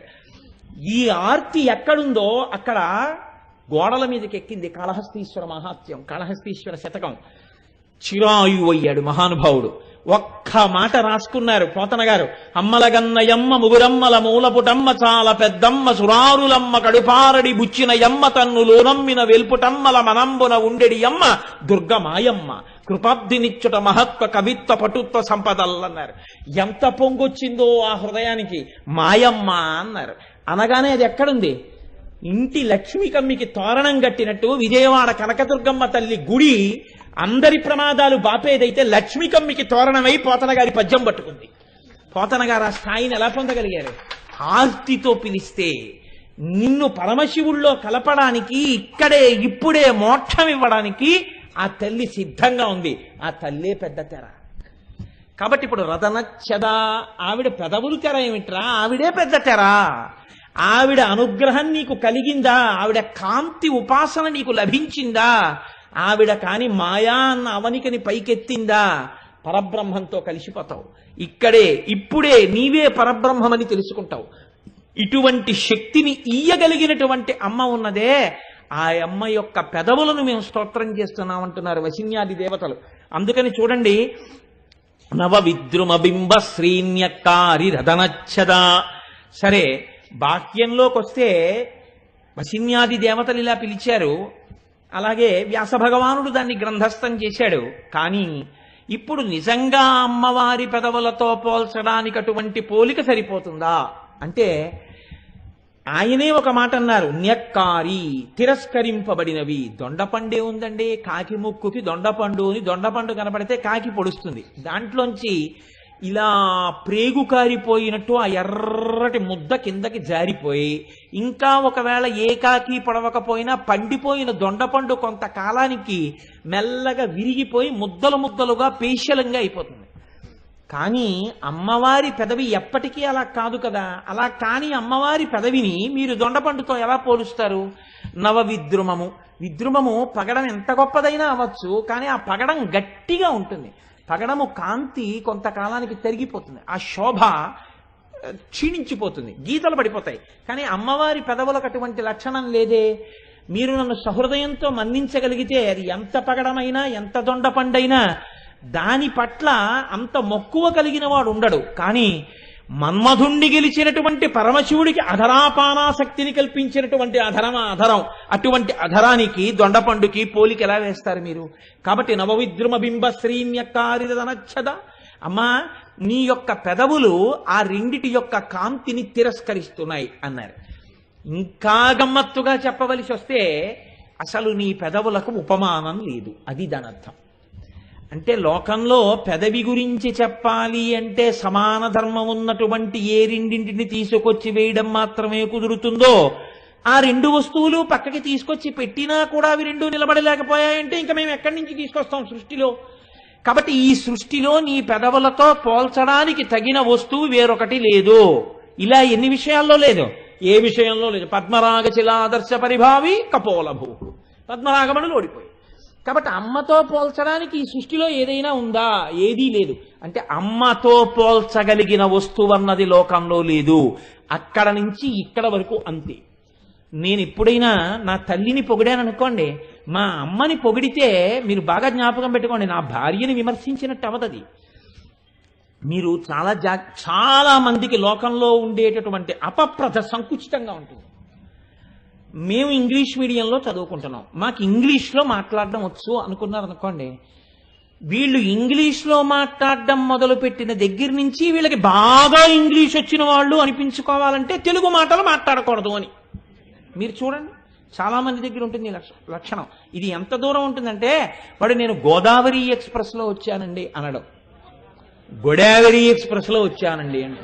ఎందుకు గోదావరి అంటే నేను ఇంగ్లీష్లో మాట్లాడుతున్నానని వాడికి ఒక తృప్తి అనమాట. అయితే గోదావరి అంటే నువ్వు తెలుగువాడివి, గోదావరి ఎక్స్ప్రెస్ అని నీ తెలుగుదేశంలో ప్రవహిస్తోందని వాళ్ళు ఆ పేరెట్టారు. నువ్వు గోదావరి అంటామని వాళ్ళు పెట్టలేదు. హాయిగా సంతోషంగా నేను గోదావరి ఎక్స్ప్రెస్లో వచ్చానండి అని ఎందుకు అనలేవు? నీకు తెలుగులో ఆ పళ్ళన్నీ నీకు తెలుసు, కాయలన్నీ నీకు తెలుసు, పాదులన్నీ నీకు తెలుసు, ఎందుకు అనవు తెలుగులో? ఆ తెలుగు భాషతో మోక్షానికి పొందాడు పోతన గారు. తెలుగు భాషలో కీర్తనలు చేసి రామదాసు గారు రామచంద్రమూర్తిలో ఐక్యమయ్యారు. నీ ఇంతోటి బతుక్కి తెలుగు అడ్డొచ్చిందా? నువ్వు 2 తెలుగు మాటలు మాట్లాడడానికి నీకు కష్టమా? కావాలని ఏదో ఇంకా అసలు లండన్లో పుట్టి లండన్లో పెరిగి ఇక్కడికి ఏదో తెలియక మొట్టమొదటిసారి వచ్చి మొట్టమొదటి నిమిషంలోనే మనతో మాట్లాడుతున్నంత నటన, ఏదో అసలు మాకు తెలుగు రాదు కదండి. నేను ఎక్కడ ఆశ్చర్యపోతానంటే, నేను గొప్పకి చెప్పాను అనుకోకండి, నీ జాతి సంస్కృతిగా నీ కన్న తల్లిగా పోతన గారి పద్యాలు నీకు వచ్చి ఉండాలి, నువ్వు తెలుగులో చక్కగా మాట్లాడగలిగి ఉండాలి. అంతేకాని నీకెందుకంత తాపత్రయం ఆ ఇంగ్లీష్ మీద? అయిన దానికి కాని దానికి ఇంగ్లీష్ ఎందుకు? నీ చదువు ఇంగ్లీష్లో చదువుకోవద్దని నేను ఎప్పుడూ చెప్పను. ఇంగ్లీష్ నీ భార్య లాంటిది. చక్కగా ప్రేమించు, చక్కగా పోషించు, చక్కగా ప్రేమ పెంచుకో, దాని యందు ఆనందాన్ని పొందు, ఉన్నతికి రా, బిడ్డల్ని కను.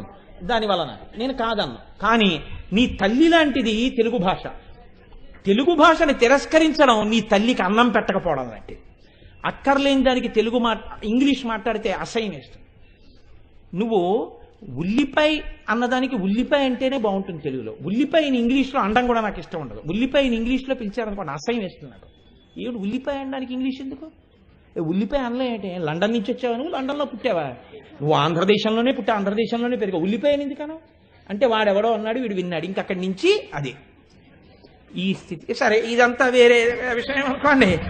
ఇంతకీ నేను మీకెందుకు విజ్ఞాపన చేయవలసి వచ్చింది? ఈ విషయాలన్నీ ఎందుకు అసలు నువ్వు చెప్పావు అని మీరు అడగచ్చు. అంటే అమ్మవారి పెదవులకు ఉండేటటువంటి గొప్పతనం తిరస్కరించినది ఆ 2 ఉపమానములను అని కేవలంగా వసిన్యాది దేవతలు వ్యాస భగవానుడంటే దాన్ని సౌందర్యలహరిలో శంకర భగవత్పాదులు చాలా చమత్కారంగా ఆవిష్కరించారు.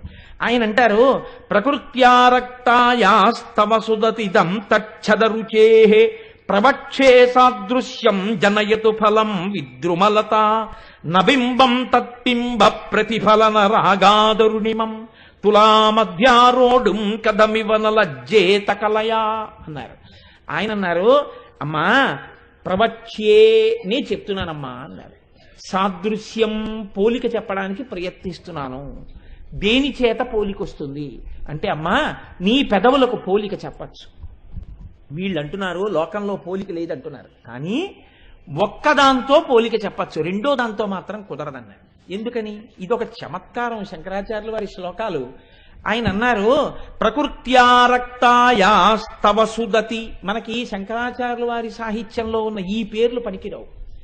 సుదతి అంటే చక్కటి పలువరస కలిగినది అని అర్థం. ఎప్పుడు కనపడతాయి ఆ పలువరస? పెదవులు విడితే ఆ పలువరస కనపడుతుంది. అంత అందంగా పళ్ళు కనపడకుండా పెదవులు మూసి ఉండేటటువంటి తల్లి అంటే చక్కటి హాసం ఉన్న తల్లి. ఆయన సుదతి అని పిలిచారు. 3 అక్షరాల నామం, ఎంతో చక్కటి పేరు. మీకు సుదతి ఎక్కడా కనపడదు. అయ్యి బాబోయ్ అంత చిత్ర విచిత్ర. సరే, మళ్ళీ అటు ఎందుకు కానండి. కాబట్టి శంకరులు అంటున్నారు, సుదతి దంతచ్చదరుచేహే అంటే, అమ్మా నీ పన్నులు కప్పినటువంటి ఆ పెదవుల యొక్క కాంతి ఒక వస్తువుతో పోల్చవచ్చు లోకంలో. వీళ్ళు పోల్చడానికి వస్తువు లేదంటున్నారు, కానీ అబద్ధం, పోల్చచ్చు. కానీ ఎప్పుడో తెలుసా? ఎప్పుడు? ప్రవక్షే సాదృశ్యం జనయతు ఫలం విద్రుమలత. లోకంలో పగడంతో పోలిస్తే వీళ్ళకి అభ్యంతరం వచ్చింది. ఎందుకని? పగడం గట్టిగా ఉంటుంది కదా, అమ్మవారి పెదవుతో ఎలా పోలుస్తావు? పగడం కొన్నాళ్ళకి కాంతి పోతుంది కదా, ఎలా పోలుస్తావు అని కదా అంటున్నారు. నేనంటాను, పగడం కానీ ఒక తీగకి పండితే నీ పెదవులతో పోల్చవచ్చు. ఇప్పుడు శంకరాచార్యుల వారు ఓ మిలికి పెట్టారు. ఇప్పుడు మీరు ఏం చేయాలి, ఆలోచించాలి. ఏమిటండి తీగకి పండితే ఏమిటండి అనాలి మీరు. తీగకి పండితే అంటే ఇప్పుడు అసలు పగడం ఎలా దొరుకుతోంది? పగడం తీగలకేం కాయదు. పగడం ఒక రాయి కాబట్టి భూమిలోనే దొరుకుతుంది అంతే. పగడానికండి ఒక గొప్ప లక్షణం ఉంది. ఈ నామంలో పగడంతో పోల్చడానికి పెద్ద రహస్యం ఏమిటో తెలుసా అండి? పగడాల మీద ఈ జాతిలో ఉన్నటువంటి రహస్యాల్ని విదేశాలలో ఉన్న శాస్త్రవేత్తలు పరిశోధనలు చేశారు. ఏ కారణం చేతనైనా బిడ్డలు కలగకుండా ఇబ్బందులు కలిగినటువంటి తల్లి పగడాల మాల అమ్మవారి పూజ దగ్గర పెట్టి ఆ పూజలో పెట్టినటువంటి పగడాల మాలని శాస్త్రీయంగా ధరించి 21 రోజులు ఒంటి మీద ఉంచుకుని ప్రత్యేకమైన పదార్థం ఒకటి ఉంటుంది, గోధుమని మధుర పదార్థంతో కలుపుతారు. అటువంటి పదార్థాన్ని ప్రతిరోజు అమ్మవారికి నివేదన చేసి తిని బిడ్డల్ని కన్న తల్లులు ఎందరో ఉన్నారు లోకంలో. పగడాలకు ఆ శక్తి ఉంది. బిడ్డలు కలగని తల్లులకు కూడా బిడ్డలు కలిగేటట్టుగా చేసి గర్భమునకు ఉన్నటువంటి దోషాన్ని తొలగించాయి. దీని మీద నాకు జ్ఞాపకం ఉంటే ఆ పేరు కరెక్ట్గా డాక్టర్ జిరి అన్న ఆయన, మన దేశం వారు కాదు, ఆయన ప్రయోగం చేసి నిజమే భారతీయ సాంప్రదాయంలో పగడాన్ని అంత గొప్పగా చెప్పడానికి కారణం ఉంది, పగడానికి ఆ శక్తి ఉంది అని ఆయన నిరూపించి చూపించారు. కాబట్టి పగడం అంత గొప్పది. అందుకే పగడం తలుచుకుంటే అమ్మతనం ఉంటుంది అందులో. అది అందుకని పగడం వేసి చెప్పడం. ఇప్పుడు శంకరులు అంటున్నారు కేవల పగడం సరిపోదు అంటున్నారు కదా, తీగకు పగడం పండితే నీ పెదవులకు పోలిక ఇచ్చన్నారు. అంటే పగడం భూమిలో తరుగుతుంది తప్ప తీగకి దొరకదు కదా, అసలు కాయ కాసి పండు అవ్వదు అదేమి. అంటే పగడం తీగకి పండితే అనగానే అది జరగదు కాబట్టి అమ్మవారి పెదవులకు పోలిక లేదని చెప్పండి కదండి. శంకరాచార్యుల వారు అలా వచ్చారు. కవి సమయమే కాదు, అది నిజంగా యథార్థంగా జరిగేది ఏం కాదు. రెండోది ఆయన అంటున్నారు, మరి ఏం బింబఫలం గురించి మీరు ఎందుకు మాట్లాడలేదు అంటారేమో అని ఆయన అన్నారు. బింబఫలం అన్న పేరు దానికి ఎందుకు వచ్చిందో తెలుసా అమ్మా? బింబము అన్న మాటకి ఒక అర్థం ఉంది. బింబమునకు ప్రతిబింబమునకు అభేదం, రెండు ఒకటే. బింబమే ప్రతిబింబము, ప్రతిబింబమే బింబము. బింబాన్ని దిద్దితే ప్రతిబింబాన్ని దిద్దుతారు, ప్రతిబింబాన్ని దిద్దితే బింబం దిద్దబడుతుంది. బింబ ప్రతిబింబములకు అభేదం, రెండు ఒకటే. పైగా బింబమును ప్రతిబింబమని పిలుస్తారు. అసలు దొండపండుని పోల్చడం ఏమిటమ్మా? దొండపండుతో నీ పెదవులతో పోల్చడానికి ప్రయత్నం చేసినందుకు అది సిగ్గుపడిపోయింది అన్నారు. ఎందుకు సిగ్గుపడిపోయింది శంకర అంటే, నీ పెదవి యొక్క ఎర్రటి కాంతిలో కోటో వంతు పుచ్చుకునే అది ఆ స్థితిని పొందింది. అది నీ పెదవితో పోటీ చేయడానికి అది ప్రతిబింబ సదృశమే కానీ అసలు అది బింబ సదృశం కాదు. నీతో పోటీ చేయడానికి నీ వలన అది ప్రకాశించింది, సూర్యుడి కాంతి చేత చంద్రుడు ప్రకాశించినట్టు. ఇంకా అది నీ పోలికి ఎలా పనికి వస్తుందమ్మా? కాబట్టి పోలిక్కి పనికిరాదు. కాబట్టి పెదవిని పక్కన పెట్టేశాను, కానీ ఆ దొండపండు పక్కన పెట్టాను. పగడం మాత్రం పనికొస్తుంది. ఎప్పుడో తెలుసా? తీగకి పండితే. అంటే తీగకు పండుతుందా? అసలు ఎప్పటికీ పండదు. చిత్రం ఏమిటో తెలుసా అండి? అమ్మవారి పెదవుల గురించినటువంటి విషయాన్ని బాగా విని ధ్యానం చేస్తే 2 లక్షణాలు వస్తాయి. ఒకటి, నిద్రలేమితో బాధపడుతున్న వాళ్ళకి నిద్ర పడుతుంది అమ్మ పెదవులు అని నమస్కరించగలిగితే. 2, అమ్మవారి పెదవులను కానీ బాగా ధ్యానం చేసి అమ్మ పెదవులుగా నమస్కారం చెయ్యగలిగితే, నేను ఈ మాట అంటున్నప్పుడల్లా మీరు బాగా జ్ఞాపకం పెట్టుకోండి. ఎందుచేతనంటే కుబేరుడు ఒక్కసారి అమ్మవారిని తెలియక పార్వతీదేవి అధరాన్ని వక్రదృష్టితో చేస్తే కన్ను మెల్లకన్ను అయిపోయింది. ఇప్పటికీ కుబేరుడికి మెల్లకన్నుతోటే పూజ.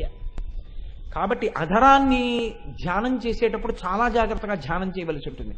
అవి అమ్మ పెదవులు అన్న నమ్మకం, ఆ దృష్టితో ధ్యానం చేయాలి. చేస్తే నిద్రలేమి ఉన్న వారికి నిద్ర పడుతుంది. 2, అమ్మవారి పెదవులకున్న శక్తి నిద్ర అనగా స్వల్పకాలిక లయం. ఈ లయం ఒక స్థాయిని దాటిపోతే అది అజ్ఞాన లయం, జ్ఞాన ఆవిర్భావం, మాయ తొలగింపు. అందుకని ఇప్పుడు ఆ పెదవులు మిమ్మల్ని రక్షించగలిగినవై ఉంటాయి. కాబట్టి శంకర భగవత్పాదులు సౌందర్యలహరిలో అమ్మవారి పెదవుల గురించి గమ్మత్తుగా మాట్లాడితే మూకశంకరులు ఇంకో అడుగు ముందుకేశారు. మూకశంకరులు చెప్పినా శంకరులు చెప్పినా అమ్మవారిని చూస్తూనే చెప్పారండి. ఎందుచేతనంటే ప్రదీపజ్వాలాభిర్దివసకర నీరాజన విధి సుధాసూతే సవ్యోపల జలల వైరర్ఘ్య రచన స్వకీయైరంబోభిస్సలిల నిధి సాహిత్యకరణం తయ అని. అమ్మా, ఇవి నేను పలుకుతున్న పలుకులు ఏవైతే ఉన్నాయో అవి తవజనని వాచాం స్తుతిరియం. అమ్మ, నువ్వు పలికిస్తే పలుకులే అంటున్నారు శంకరాచార్యుల వారు. అందుకని శంకరులుగా పలికింది అమ్మవారే పలికింది. కాబట్టి ఇప్పుడు మూక శంకరులు పలుకుతున్న మాటలు లేని వాడికి అమ్మవారు దర్శనమిచ్చి ఆయనతో మాట్లాడింపచేసింది.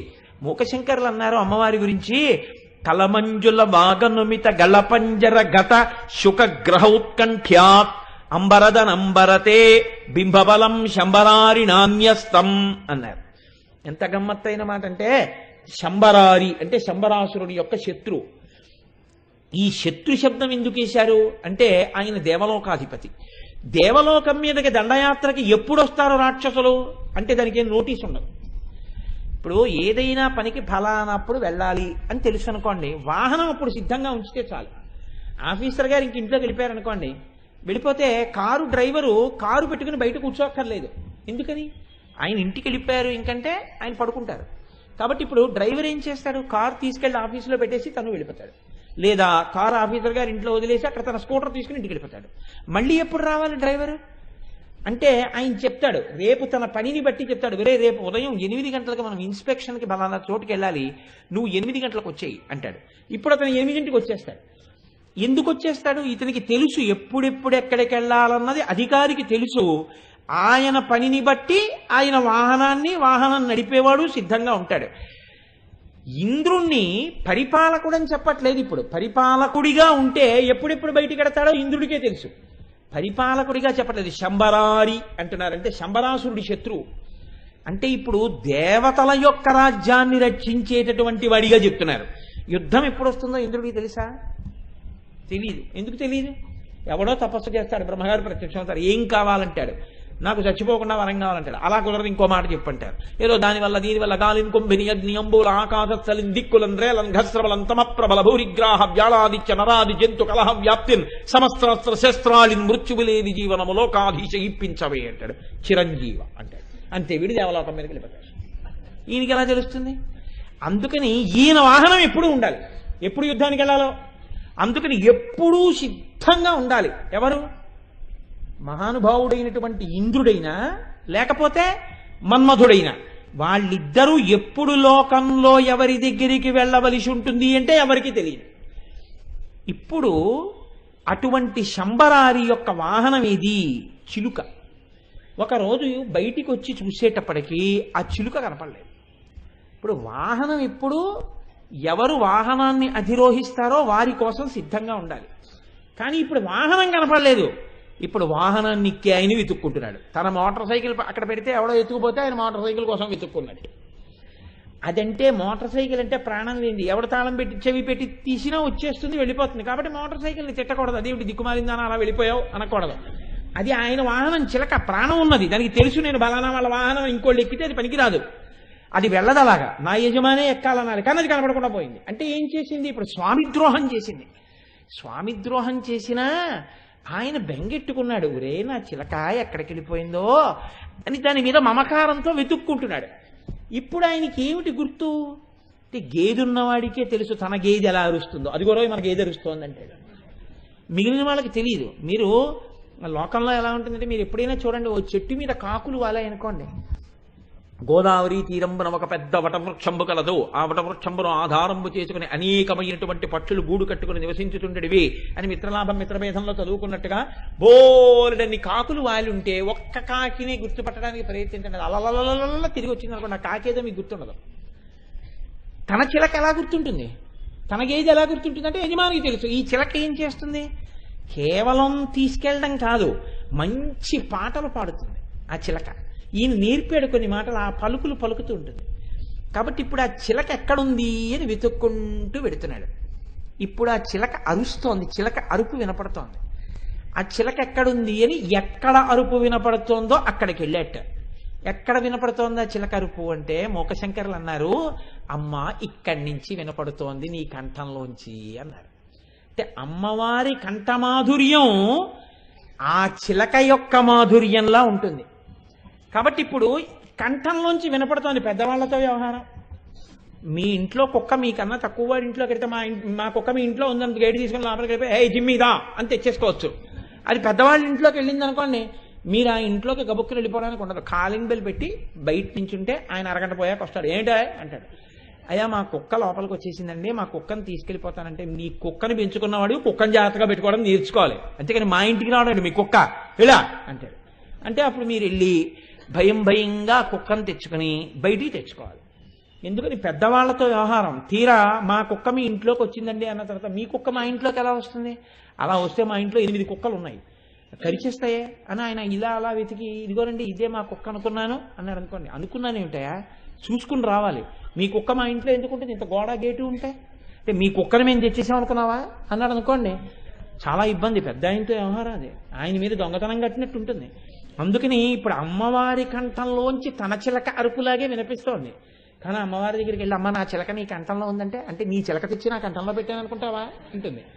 అందుకని ఎలా ఇప్పుడు తన చిలకో కాదో గుర్తుపట్టడం అంటే మూకశంకరులు అంటున్నారు, అమ్మా అప్పుడు తన చిలకో కాదో గుర్తుపట్టడానికి ఆయన చమత్కారం చేశాడు.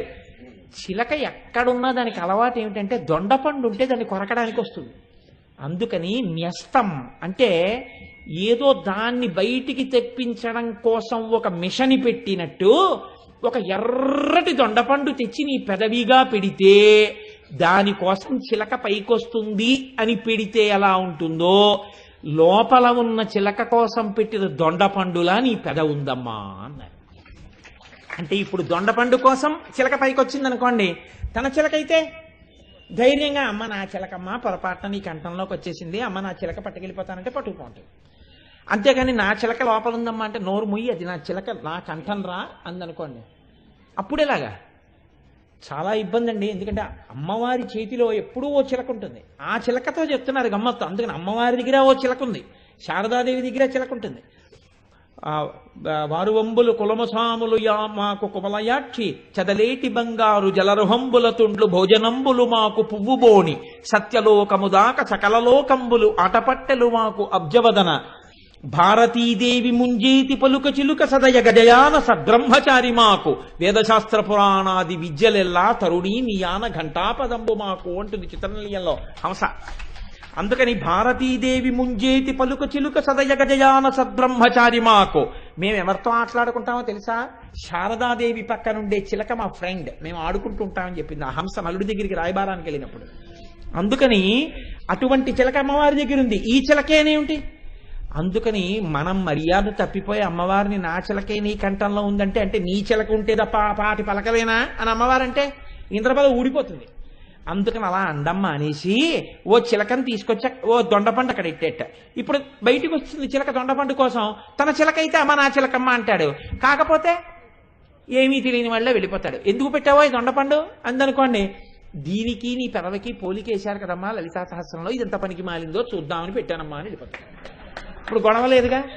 అందుకుని పెట్టిందా అన్నట్టుగా కలమంజుల వాగనుమిత గలపంజరగత సుఖగ్రహౌత్కంఠ్యాత్ అంబరదనంబరితే శంబరారిణాన్యస్తం బింబఫలం శంబరారిణాన్యస్తం. దొండపండు తీసుకొచ్చి అక్కడ న్యాసంగా పెట్టారా అన్నట్టుగా ఉందమ్మా అని పెదవి అన్నారు. మూకశంకరులు అలా చెప్పారు, శంకరాచార్యులు వారు ఇలా చెప్పారు, వసిన్యాది దేవతలు అలా చెప్పారు. ఎవరు ఎలా చెప్పినా మీరు మాత్రం ఒక్క విషయాన్ని చాలా జాగ్రత్తగా గమనించవలసి ఉంటుంది. ఈ నామం యొక్క వైశిష్ట్యంలో అమ్మవారి పెదవుల యొక్క పరమ సంకేతం ఇది. మీరు ఆలోచించండి. అమ్మ పెదవులుగా వాటిని మీరు ఉపాసన చేస్తే ఆ పెదవుల యొక్క గమ్మత్తు ఏది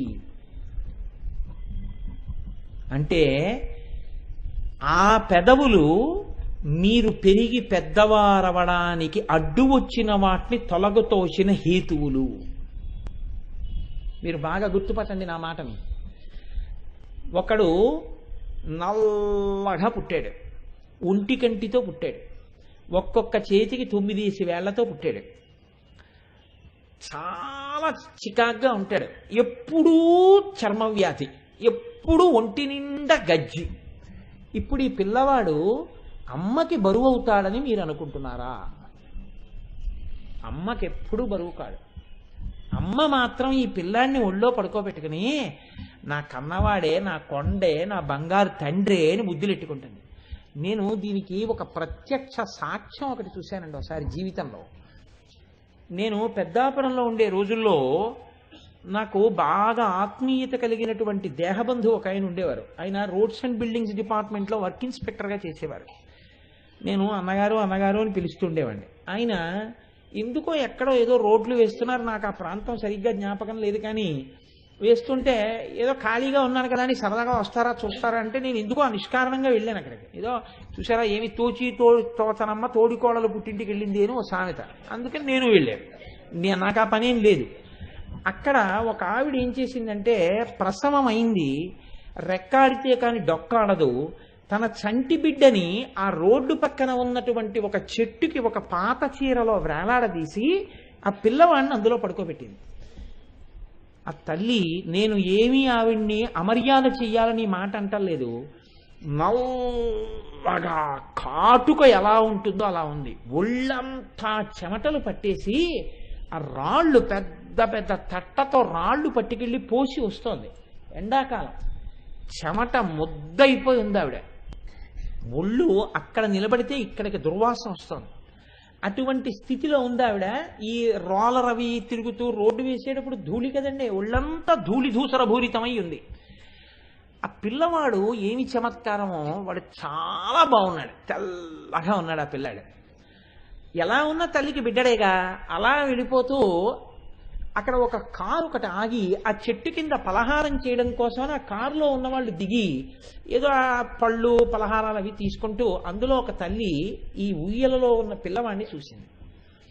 చూసి ఎంత బాగున్నాడో ఈ పిల్లాడని తీసి ఆవిడ మహదైశ్వర్యవంతురాలు, మెరిసిపోతోంది, అన్ని ఆభరణాలు ధరించింది. ధరించి ఇప్పుడు ఆ పిల్లవాడిని తీసుకుని గుండెల మీద వేసుకుని సంతోషిస్తోంది. నాకు తర్వాత తెలిసింది ఏంటి అంటే ఆవిడికి పిల్లలు లేరు.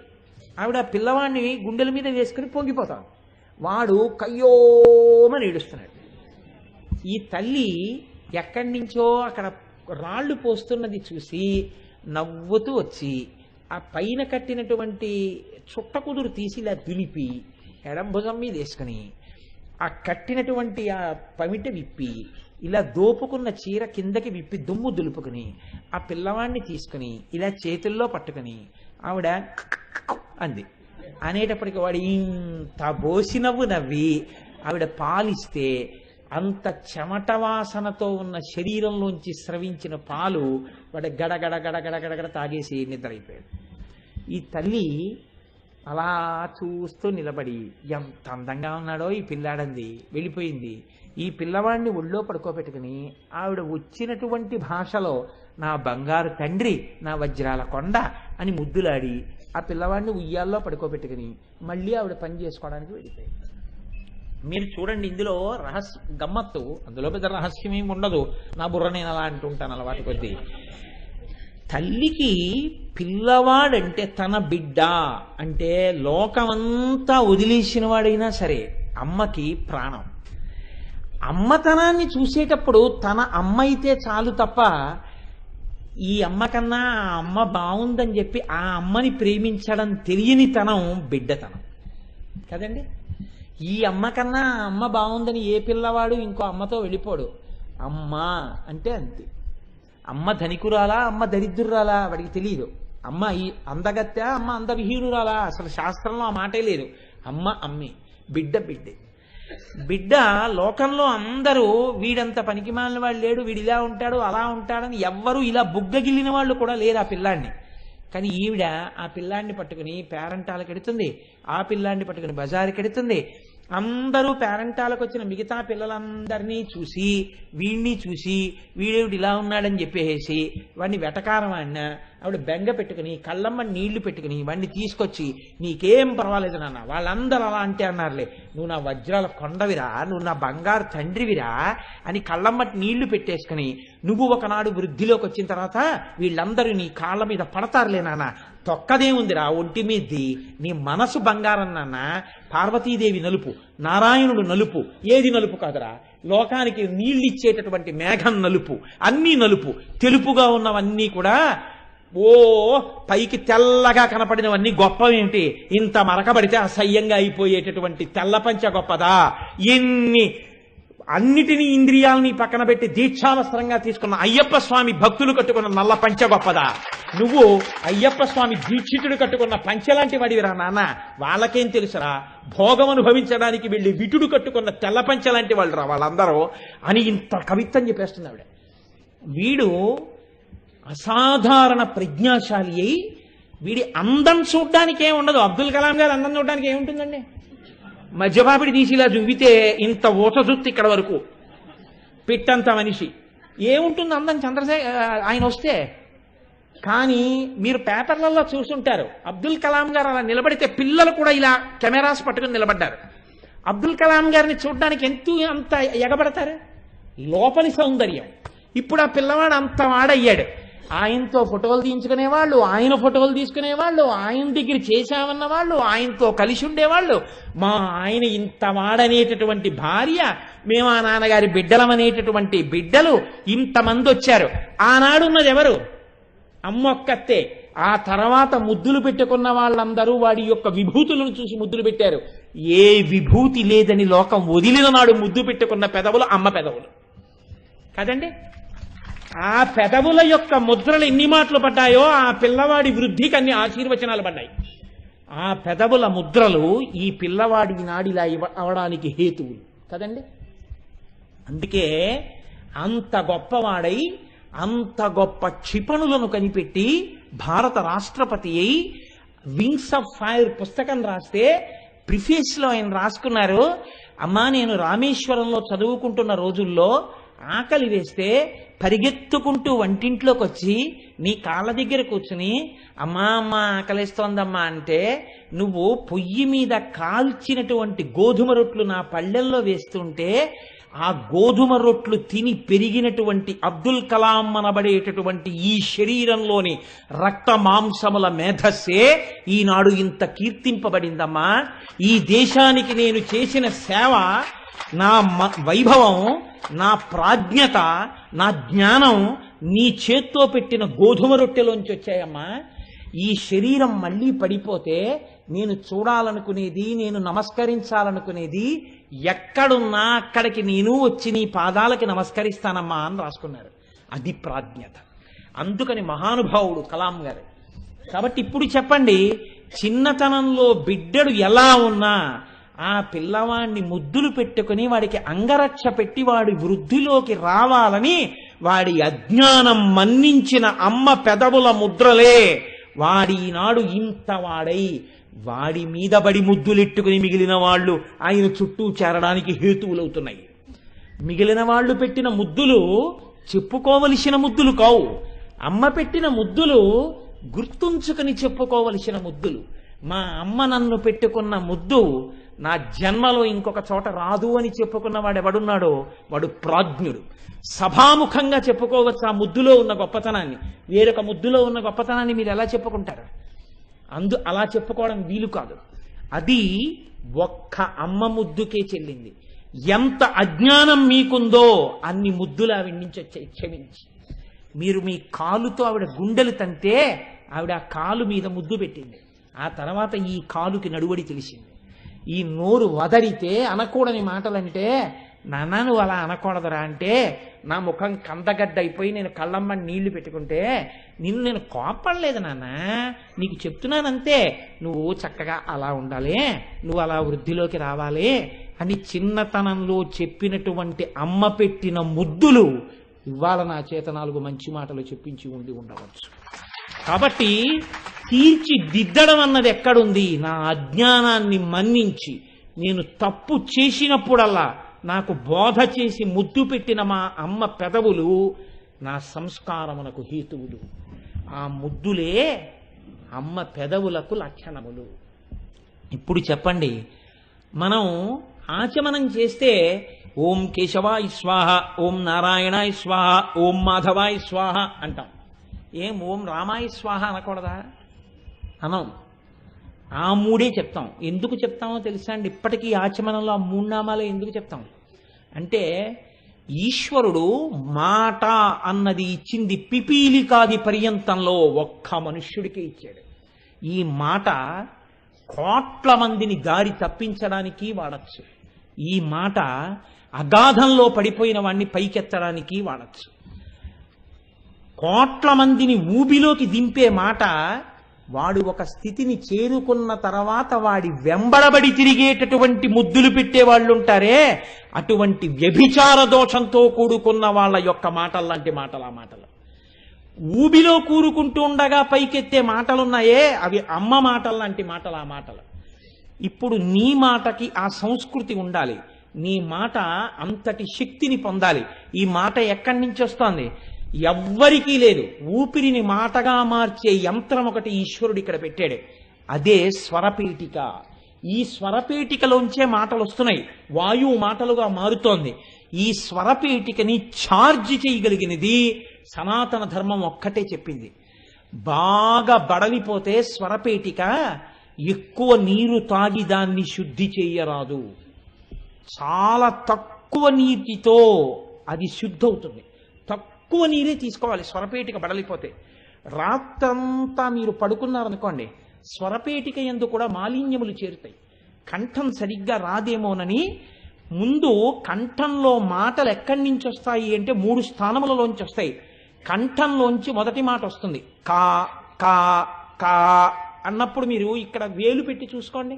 అంటే ఇప్పుడు సభలో కా కా అన్నప్పుడు యాడమ్స్ యాపిల్ అంటారు మగవాడికి. ఇక్కడ కనపడుతుంటుంది స్వరపేటిక యొక్క వైబ్రేషన్లో పెట్టుకున్న సెల్ ఫోన్ లాగా.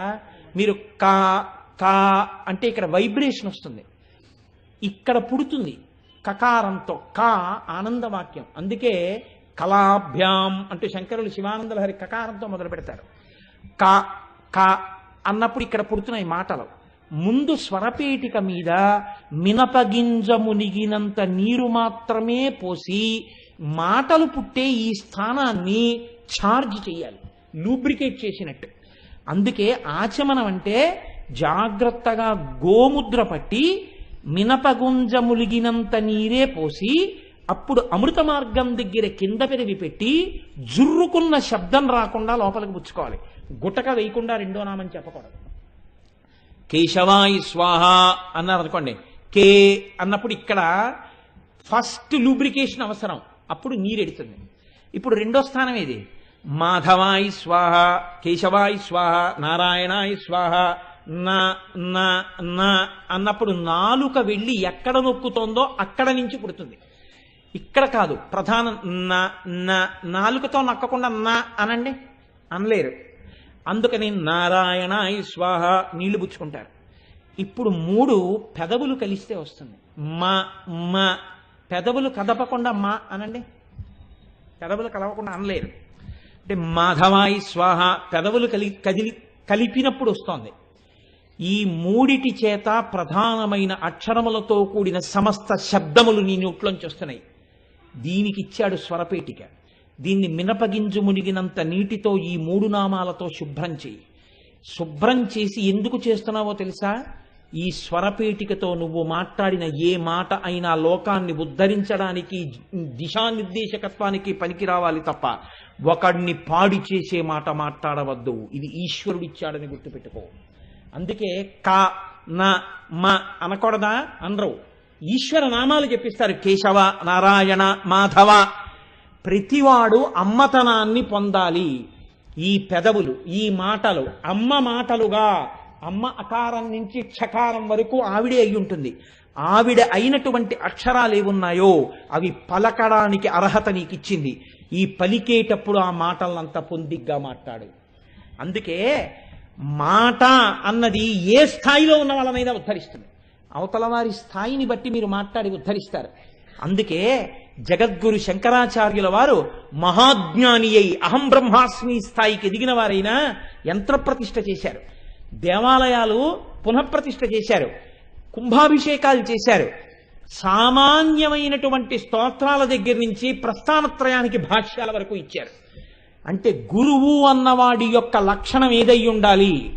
నేను కొంతమంది దగ్గరికి మాత్రమే వెళ్ళి మాట్లాడగలనన్నవాడు గురువు కానే కాడు. ఏ స్థాయిలో ఉన్నవాడి దగ్గర నుంచి అయినా సరే, ఏ స్థాయికి ఎదిగిన వాడి వరకైనా సరే, నీ మాట ఉద్ధరించేటట్టు నువ్వు మాట్లాడగలిగిన నాడే నువ్వు గురువు. గురువు అంటే మమేకమగుట. గురువు మడికట్టుకుని నేను ఎవ్వరితో కలవనని కూర్చుంటే, గురువే అసహ్యించుకుంటే, తల్లి అసహ్యించుకుంటే బిడ్డడు ఎలా వృద్ధిలోకి రాడో, గురువే అసహ్యించుకుంటే లోకమునకు మార్గం ఏర్పడదు. అందుకే చంద్రశేఖర పరమాచార్య స్వామి ఆసేతు హిమాచల పర్యంతము పాదచారి అయి పర్యటించారు. నా తండ్రి ఆనాడలా పర్యటించి ఉండకపోతే, లోకంలో ఎక్కడెక్కడ ఎవరెవరు ఏ స్థాయిలో ఉన్నారో వారికి ఆ మాటలు చెప్పి ఉండకపోతే ఇవాళ జాతికి ఆ మాటలు ఎక్కడి నుంచి వస్తాయి? పరమాచార్యుల వారి శరీరం వెళ్ళిపోయి ఉండవచ్చు, కానీ ఏ స్థాయిలో ఉన్న వాళ్ళకైనా అమ్మ మాటలు, అమ్మ వెళ్ళిపోయినా పిల్లవాడికి నాభీబంధం తెగిపోయినా హృదయబంధం ఉండిపోయినట్టు, పరమాచార్య స్వామి వారి శరీరం ఇవాళ లేకపోయినా పరమాచార్యుల వారి అనుగ్రహ భాషణాలు మనని నిలబెట్టేస్తూనే ఉన్నాయి, అన్ని స్థాయిల్లో ఉన్న వాళ్ళని ఉద్ధరిస్తున్నాయి. ఇది పెదవుల యొక్క రహస్యం. చూడండి, పరమాచార్య ఒక సభలోకి వెడితే ఎందరో వచ్చి డబ్బులు ఇచ్చేవాళ్ళు, పళ్ళు ఇచ్చేవాళ్ళు, బట్టలు పెట్టేవాళ్ళు అన్నీ విని పరమాచార్యుల వారు అన్నారు, నేను ఒక పేద సన్యాసిని, సర్వసంగ పరిత్యాగిని, కాషాయం కట్టుకున్నవాణ్ణి. నేను అడగకపోయినా మీరు డబ్బు పెడుతున్నారు, బంగారం పెడుతున్నారు, బిల్వదళాలు పెడుతున్నారు, పళ్ళు పెడుతున్నారు. ఈ పేద సన్యాసి కోరినది మీరు ఇవ్వగలరా? మీరందరూ ఇవ్వగలిగింది నేను అడుగుతాను, నాకు ఇస్తారా అని అడిగారు. తప్పకుండా ఇస్తాం, మీరు అడిగితే ఇవ్వకపోవడం ఏమిటి? ఆయన అన్నారు, మీరు జీవించి ఉన్న నాళ్ళు మీ ప్రతిరోజు జీవితంలో 2 నిమిషాలు నాది కాదు పరమాచార్యుల వారికి దానం చేసేసానని నాకు వదిలిపెట్టేయగలరా? వదిలిపెట్టేస్తాం, 2 నిమిషాలే కదా. ఇప్పుడు మీ ప్రతిరోజులో 2 నిమిషాలు నావి, ఏ 2 నిమిషాలైనా సరే అవి నాకు ఇచ్చారు కాబట్టి నా ఇష్టం వచ్చినట్టు వాడాలి. ఆ 2 నిమిషాలు మీరు రామనామం చెప్తూ మీరు జీవించండి. ఇప్పుడు చెప్పండి, బతికున్న నాళ్లు రామనామం 2 నిమిషాలు చెప్పినవాడు వాడు ధన్యత పొందాడా? పరమాచార్యుల వారు ధన్యుడవడానికి అడిగారా? చెప్పినవాడు ధన్యుడవడానికి ఇచ్చారు. అది అమ్మ పెదవులు, అవి అమ్మ మాటలు. అవి ఎలా ఉంటాయో తెలుసా అండి? అమ్మ అనుగ్రహంతో పుడతారు వాళ్ళు కారణ జన్ములు. వాళ్ళందుకే వాళ్ళకి పాఠాలు ఎక్కడి నుంచో రావు. అమ్మ ప్రథమ గురువు అయినట్టే భావనయే అమ్మ. వాళ్ళు ఇక్కడి నుంచి లోకమంతా ఒకలా చూస్తే వాళ్ళొక్కళ్ళు ఒకలా చూస్తారు. ఈ చూడ్డంలోనే వాళ్ళు మహాపురుషులు అవుతారు. ఇంగ్లీష్లో ఒక ప్రొవెర్బ్ ఉంది, 2 men look through the same bars, one at the stars and one at the mud. ఇద్దరూ ఒక్క అద్దంలోంచే చూస్తున్నారు. ఒకడు ఆకాశంలో నక్షత్రాలు చూస్తున్నాడు, ఒకడు బురద వంక చూస్తున్నాడు. అంతే, చూసే దృష్టిని బట్టి. మీకు నేను ఒక ఉదాహరణ చెప్తాను. చంద్రశేఖర పరమాచార్య స్వామి వారు చిన్నతనంలో మహానుభావుడు ఒక ఇంట్లో వారు ఉన్నటువంటి సందులో పెద్ద గడబిడ అవుతోంది. ఆ ఇంటి వారు తాళం వేసుకుని ఎక్కడికో వెళ్ళారు. దొంగలు దూరారు, పట్టుకుందామని చెప్పి ఆ సందులో ఉన్న వాళ్ళందరూ లేచి, ఇదేమిటి దొంగ ఇంత అల్లరి చేస్తున్నాడు, లోపల గిన్నెలన్నీ పడేస్తున్నాడని కర్రలు పట్టుకున్నారు, బడితలు పట్టుకున్నారు. జాగ్రత్తగా మారుతాళంతో తాళం తీశారు. తాళం తీసి తలుపులు తీస్తే ఆ ఇంట్లో దూరినటువంటి ఒక పిల్లి పాకం తయారు చేసినటువంటి ఇరుకుమూతి కలిగిన పాత్రలోకి పాకం కోసమని మెడపెట్టింది. మెడపెడితే పైకి తీసుకోవడం రాలేదు, పాకం నాకేసింది. కళ్ళు కనపడక కంగారెత్తిపోయి పరిగెడుతుంటే ఇప్పుడు ఆ ముఖానికి పట్టుకున్న చెంబు బిందెల్ని గిన్నెల్ని కొడుతోంది. ఇది చప్పుళ్ళు. ఇప్పుడు ఈ పిల్లిని పట్టుకున్నారు. పట్టుకుని దాన్ని ఒక గుంజకేసి కట్టి ముఖానికి ఉన్నటువంటి పాత్ర లాగేశారు. అందరితో పాటే ఈ పిల్లవాడు కూడా చూశాడు. అందరూ దిక్కుమాల పిల్లి ఇంట్లో దూరిందనుకుని పడుకున్నారు. పడుకుని నిద్ర పట్టని వ్యక్తి ఒక్కడే, ఒక పిల్లవాడు ఆలోచించాడు.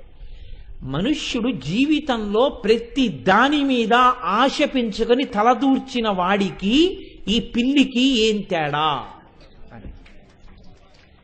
ప్రతి దాని మీద ఆశతో తలదూర్చిన వాడు కళ్ళు కనపడక ఇలాగే కొట్టుకుంటున్నాడు.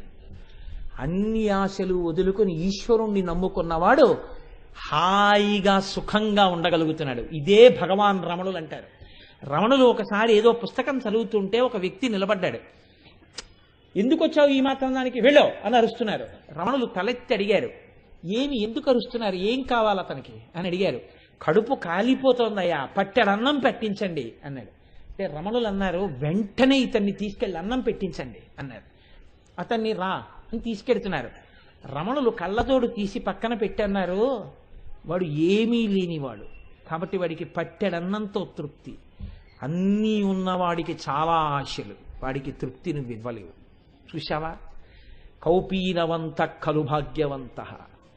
పరమాచార్యుల వారిని చిన్నతనంలో ఈ సంఘటన చూసిన పిల్లవాడే తరువాతి కాలంలో అన్ని ఆశలు వదులుకుని చంద్రశేఖర పరమాచార్య స్వామి అయి నడిచే దేవుడై కాంచీ పీఠాధిపతి అయి మహానుభావుడై ఈ భూమండలం మీద 4 చెరగులా నడయాడి ఎన్ని ఉపదేశాలు చేశారో లోకులకు. ఒక్క సంఘటన ఆయన మారారు. ఆయన్ని మార్చిన తరువాత ఆ పెదవులలోంచి వచ్చిన మాటలన్నీ మన్ని పైకెత్తిన అమ్మ ముద్దులు. ఆ ప్రతి మాట మన్ని సంస్కరిస్తుంది. 77 వచ్చేసిన తర్వాత పరమాచార్యుల వారికి ఒక చిత్రమైనటువంటి సంఘటన జరిగింది. చిన్నతనంలో ఏ పిల్లి అలా చేసిందో అలాగే ఒక పిల్లి మఠంలో కూడా చేసింది. పరమాచార్యుల వారికి వచ్చి పీఠం మేనేజర్ చెప్పాడు, పిల్లి ఒకటి పాల గిన్నెలు పాల చెంబులో తల పెట్టేసిందండి, తల ఊడి రాలేదు, పరిగెత్తింది అన్నారు. అంటే పక్కన ఉన్న మిగిలిన వాళ్ళు అన్నారు, ఇక నుంచి పాల గిన్నెల మీద మూత పెట్టండి అన్నారు. పరమాచార్య స్వామి నవ్వి అన్నారు, పెద్ద పాల గిన్నె పెడితే తాగి పిల్లి వెళ్ళిపోతుందిగా అన్నారు. ఎంత తేడాయో చూడండి, ఎంత తేడాయో చూడండి. వేరొకడు ఆ పిల్లి ఆ పాలు తాగాలి, ఇది పరమాచార్యుల వారు. ఇది మహాత్ముల యందుండే మార్పు. ఇది అనుష్ఠానంలోకి వచ్చినవాడు మహాపురుషుడు. నోటితో మాత్రమే బోధించినవాడు ఆ స్థాయిని కోరుకుంటున్నవాడు అయి ఉండొచ్చేమో, చేరినవాడని నమ్మకం లేదు. ఆ పరమాచార్య నిరంతర సమాధిలోకి వెళ్ళేవారు. ఇలా గోడ కానుకుని కూర్చున్నారు. అస్థిపంజరం అయిపోయిందండి శరీరం. ఇంత ముద్ద తినేవారు కాదు మహానుభావుడు. ఎప్పుడు తినేవారు, ఎంత ధర్మమో ఎంత నియమమో, ఎప్పుడూ అనుగ్రహ భాషణమే, ఉద్ధరించడమే లోకాన్ని. ఓ గోడ కానుకుని కూర్చుంటే సత్యదండం పట్టుకుని కాసేపటికి బహిర్ముఖులయ్యారు. శిష్యుణ్ణి పిలిచి తల మీద ఉన్నటువంటి వస్త్రం తీసి వీపు మీదున్న వస్త్రం తీసి అన్నారు, చెదపురుగులు నా వీపు మీద పాకుతున్నట్టున్నాయి, ఒక్క పురుగు చచ్చిపోకుండా జాగ్రత్తగా తీ అని ఒంగున్నారు. అప్పటికి 70 ఏళ్లు దాటిపోయిన ఒగ్గు, వెన్నుపూసలు కనపడుతున్నాయి, ఉరప్పంజరం కనపడుతోంది. ఈ చెదపురుగులు అప్పటికే వీపు మీద కురుకేస్తున్నాయి. చాలా జాగ్రత్తగా శిష్యులు ఆ చెదపురుగుల్ని ఒక్కొక్క దాన్ని లాగి పక్కన పడేసి, ఒక్క చెదపురుగు కూడా చచ్చిపోలేదండి, అన్నీ తీసేసామన్నారు. పోన్లే అని వీపు తడుముకుని వెళ్ళిపోయారు. తప్ప ఇలా అనుకుంటే అయిపోతుంది, అలా అనలేదు. అవి ఈశ్వరుడి దృష్టిలో జీవులు. భగవాన్ రమణులు అంటారు, వారు ఆయన అది అని కూడా అనేవారు కాదు, చిరతపులది కుక్క అది అనేవారు కాదు. వారు ఆ తోలు కప్పుకున్నారు, మీరు ఈ తోలు కప్పుకున్నారు, పై తోలు ఎందుకు చూస్తారు, లోపలి తత్వం అదే కదా, వారు ఎందుకు వచ్చారు అనేవారు. ఇది అద్భుతం. ఇది సనాతన ధర్మపు పట్టుగొడుగు. వాళ్ళు కారణజన్ములు. వాళ్ళ మాటలు అమ్మ ముద్దులు. ఆ ముద్దులకు ఆధారం ఆ పెదవులు. ఆ పెదవుల మాటలు, ఆ పెదవులు కదిలితే వచ్చిన మాటలు అమ్మ మూతి ముడిచిపెట్టిన ముద్దులు. పెదవులు విప్పి ముద్దు పెట్టారు, పెదవులు మూసి ముద్దు పెడతారు. కాబట్టి మూతి ముందుకొస్తుంది. అమ్మ తాను లోకాన్ని ఉద్ధరించడానికి ఈ జాతికంతటికీ తను ఒక్కతే నేను మాట్లాడనింది. కానీ ఒక చంద్రశేఖర పరమాచార్య అయి, ఒక భగవాన్ రమణులై, ఒక రామకృష్ణ పరమహంసయ్యి నా తల్లి ఈ లోకంలో తిరిగింది. తిరిగి అజ్ఞానంతో తప్పులతో ఉన్న పిల్లలందరినీ అందరూ వదిలిపెట్టేస్తే, వీడు మూఢుడు అని, వీడు పనికిమాలిన పిల్లాడని అందరూ వదిలేసినట్టు వదిలేస్తే వాళ్ళు ముద్దులు పెట్టుకున్నారు. అమ్మ ముద్దులు పెట్టుకుని పెంచిన పిల్లాడిలా వారు వాళ్ళ మాటలతో మళ్ళీ వాళ్ళని మార్చి పనికొచ్చేవారిగా మార్చారు. ఆ అమ్మ పెదవులు అంత గొప్ప పెదవులు. ఆ పెదవుల గురించి స్మరించడం, ఆ పెదవుల్ని చూసి అమ్మా ఆ పెదవులు కదమ్మా మమ్మల్ని పోషించినవని అనుకోవడం, నమస్కారం చెయ్యడం మన అభివృద్ధికి హేతువులు. కాబట్టి అలా నా తల్లి పెదవులకు ఒక్కసారి నమస్కారం చేసి సంతోషిద్దాం. నవ విద్రుమ బింబ శ్రీన్యకారి రదనచ్చదా, అది ఆ నామము యొక్క వైభవం. ఇప్పటికే వేళ దాటిపోయింది కాబట్టి ఇక్కడతో ఈ నామాన్ని పూర్తి చేసినట్లుగా ప్రకటిస్తున్నాం. అయిపోయిందని కాదు, ఈ నామమే 42 రోజులు చెప్పచ్చు.